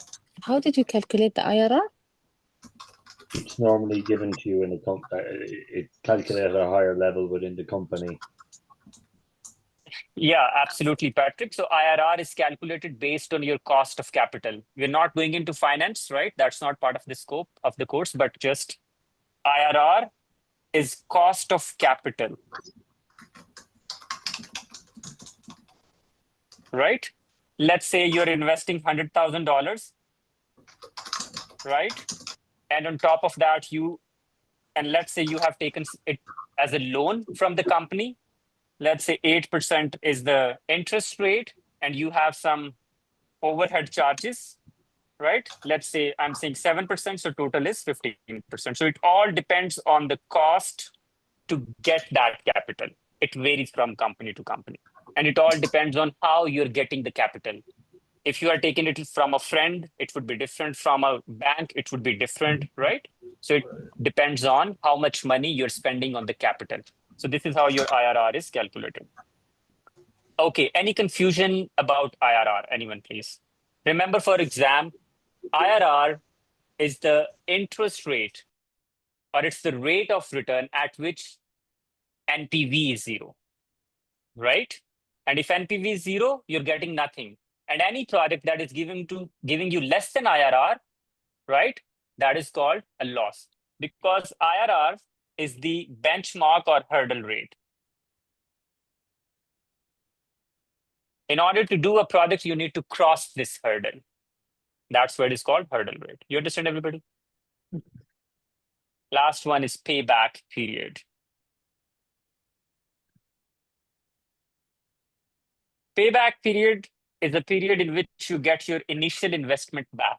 Let's say you invest $100,000, and every month you're getting $7,000. What's your payback period? Anyone, please? What's your payback period?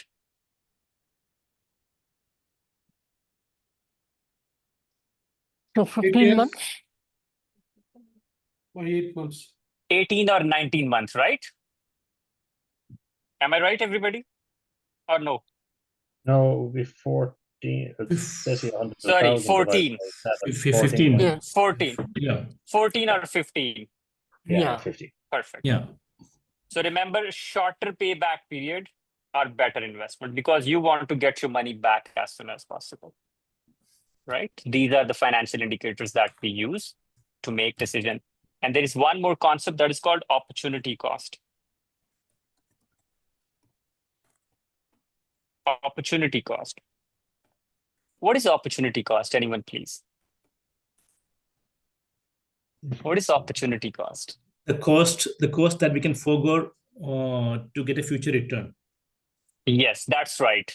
What's the opportunity cost for taking today's class, Rifan? To get the PMP examination passed, or to get the qualification of PMP. That's the opportunity cost I'm going to forego now. No, that's what you will be getting. You're not foregoing PMP. You're getting PMP by taking this exam.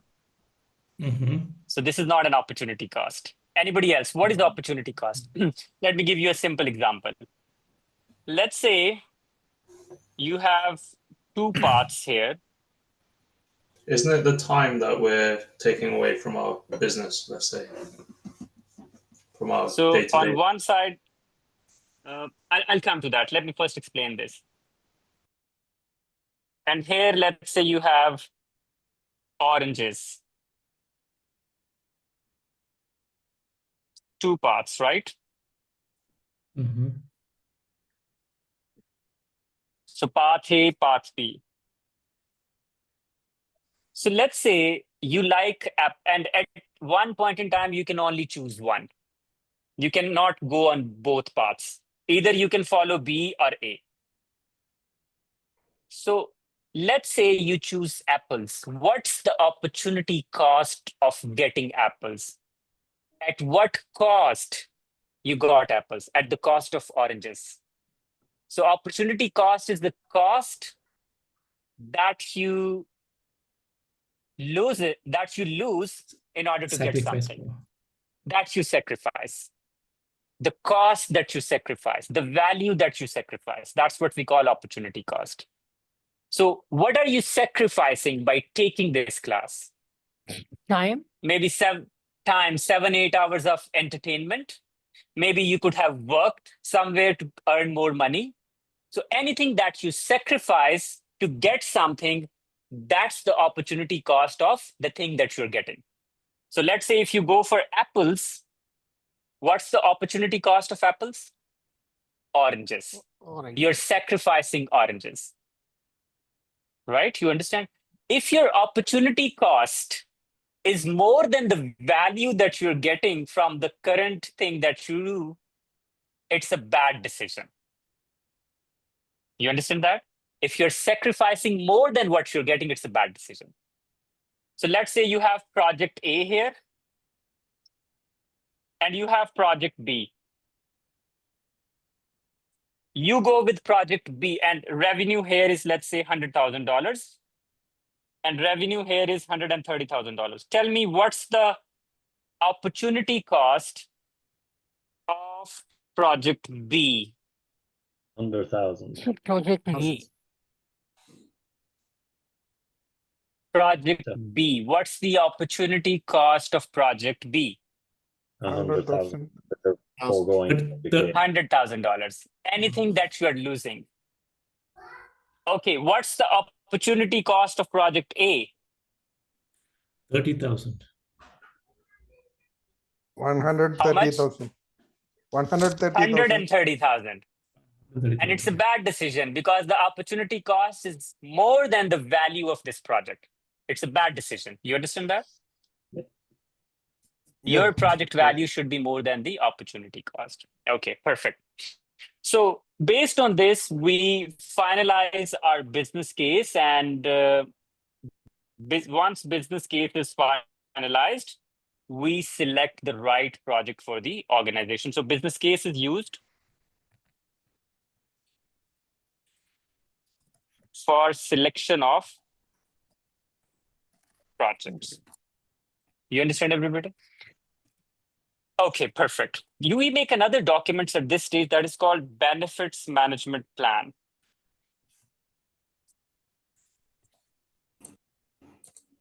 Benefits management plan. Okay. As the name indicates, in the benefits management plan, we document expected benefits. Expected benefits. Okay, what do you think when we usually realize benefits from a project? Anyone, please? At which stage we realize benefits from a project? End of the project. End I of think. the project. End of the project. End of the project. Perfect. Absolutely. So before you start a project, you list down expected benefits. At the end of the project, you get actual benefits. Then you compare both. So now you understand what's the importance of this document. So let's say this is your pre-project work. Then you have your project work. And then you have your post-project work. So at this stage, you have expected benefits that you list down in your benefits management plan. Here you have actual benefits at the end of the project. So benefits management plan is used for comparison, for post-project evaluation, to see what you expected and what you get. What's the variance? What's the difference? You understand that? It helps you in making better investment decision in future. You understand, everybody? You invested 100,000 and you said, okay, you will be getting 120,000 in revenue or benefits. In actual, you got, yeah. Yeah, Go the ahead. expected benefit we are only documented, and the actual we can get only the final days. It will be. Absolutely. That's right. That's right. So we write what are expected benefits, what's the time frame, who will be the owner, what are the KPIs, key performance indicators, how we will be measuring those benefits, what are the metrics. So this is what we call your benefits management plan. You understand, everybody? Any question regarding benefits management plan? Feel free to ask. So we develop benefits management plan. So business case is used for project selection and benefits management plan is used for post-project evaluation. Is it clear, everybody? Yeah. Okay. At this stage, we also define our governance structure. Before we kickstart our project, we define our governance structure. Governance structure. What is governance structure? How project would be governed. Governance is different from management. Governance is more like oversight, monitoring. How project work would be monitored. So typically what we have is, we have project manager. Their job is to execute the project and to lead team. Under project management, we have project management team and vendors and contractors, right? So this is your project management team. Okay, on top of project manager, we have an individual that is called sponsor. For this exam, remember, sponsor is the boss of project manager. Sponsor does not mean sponsoring organization or an entity that provides funds. Sponsor is an individual within the organization who appoints somebody as a project manager, right? So their job is authorization of project, appointment of project manager, right?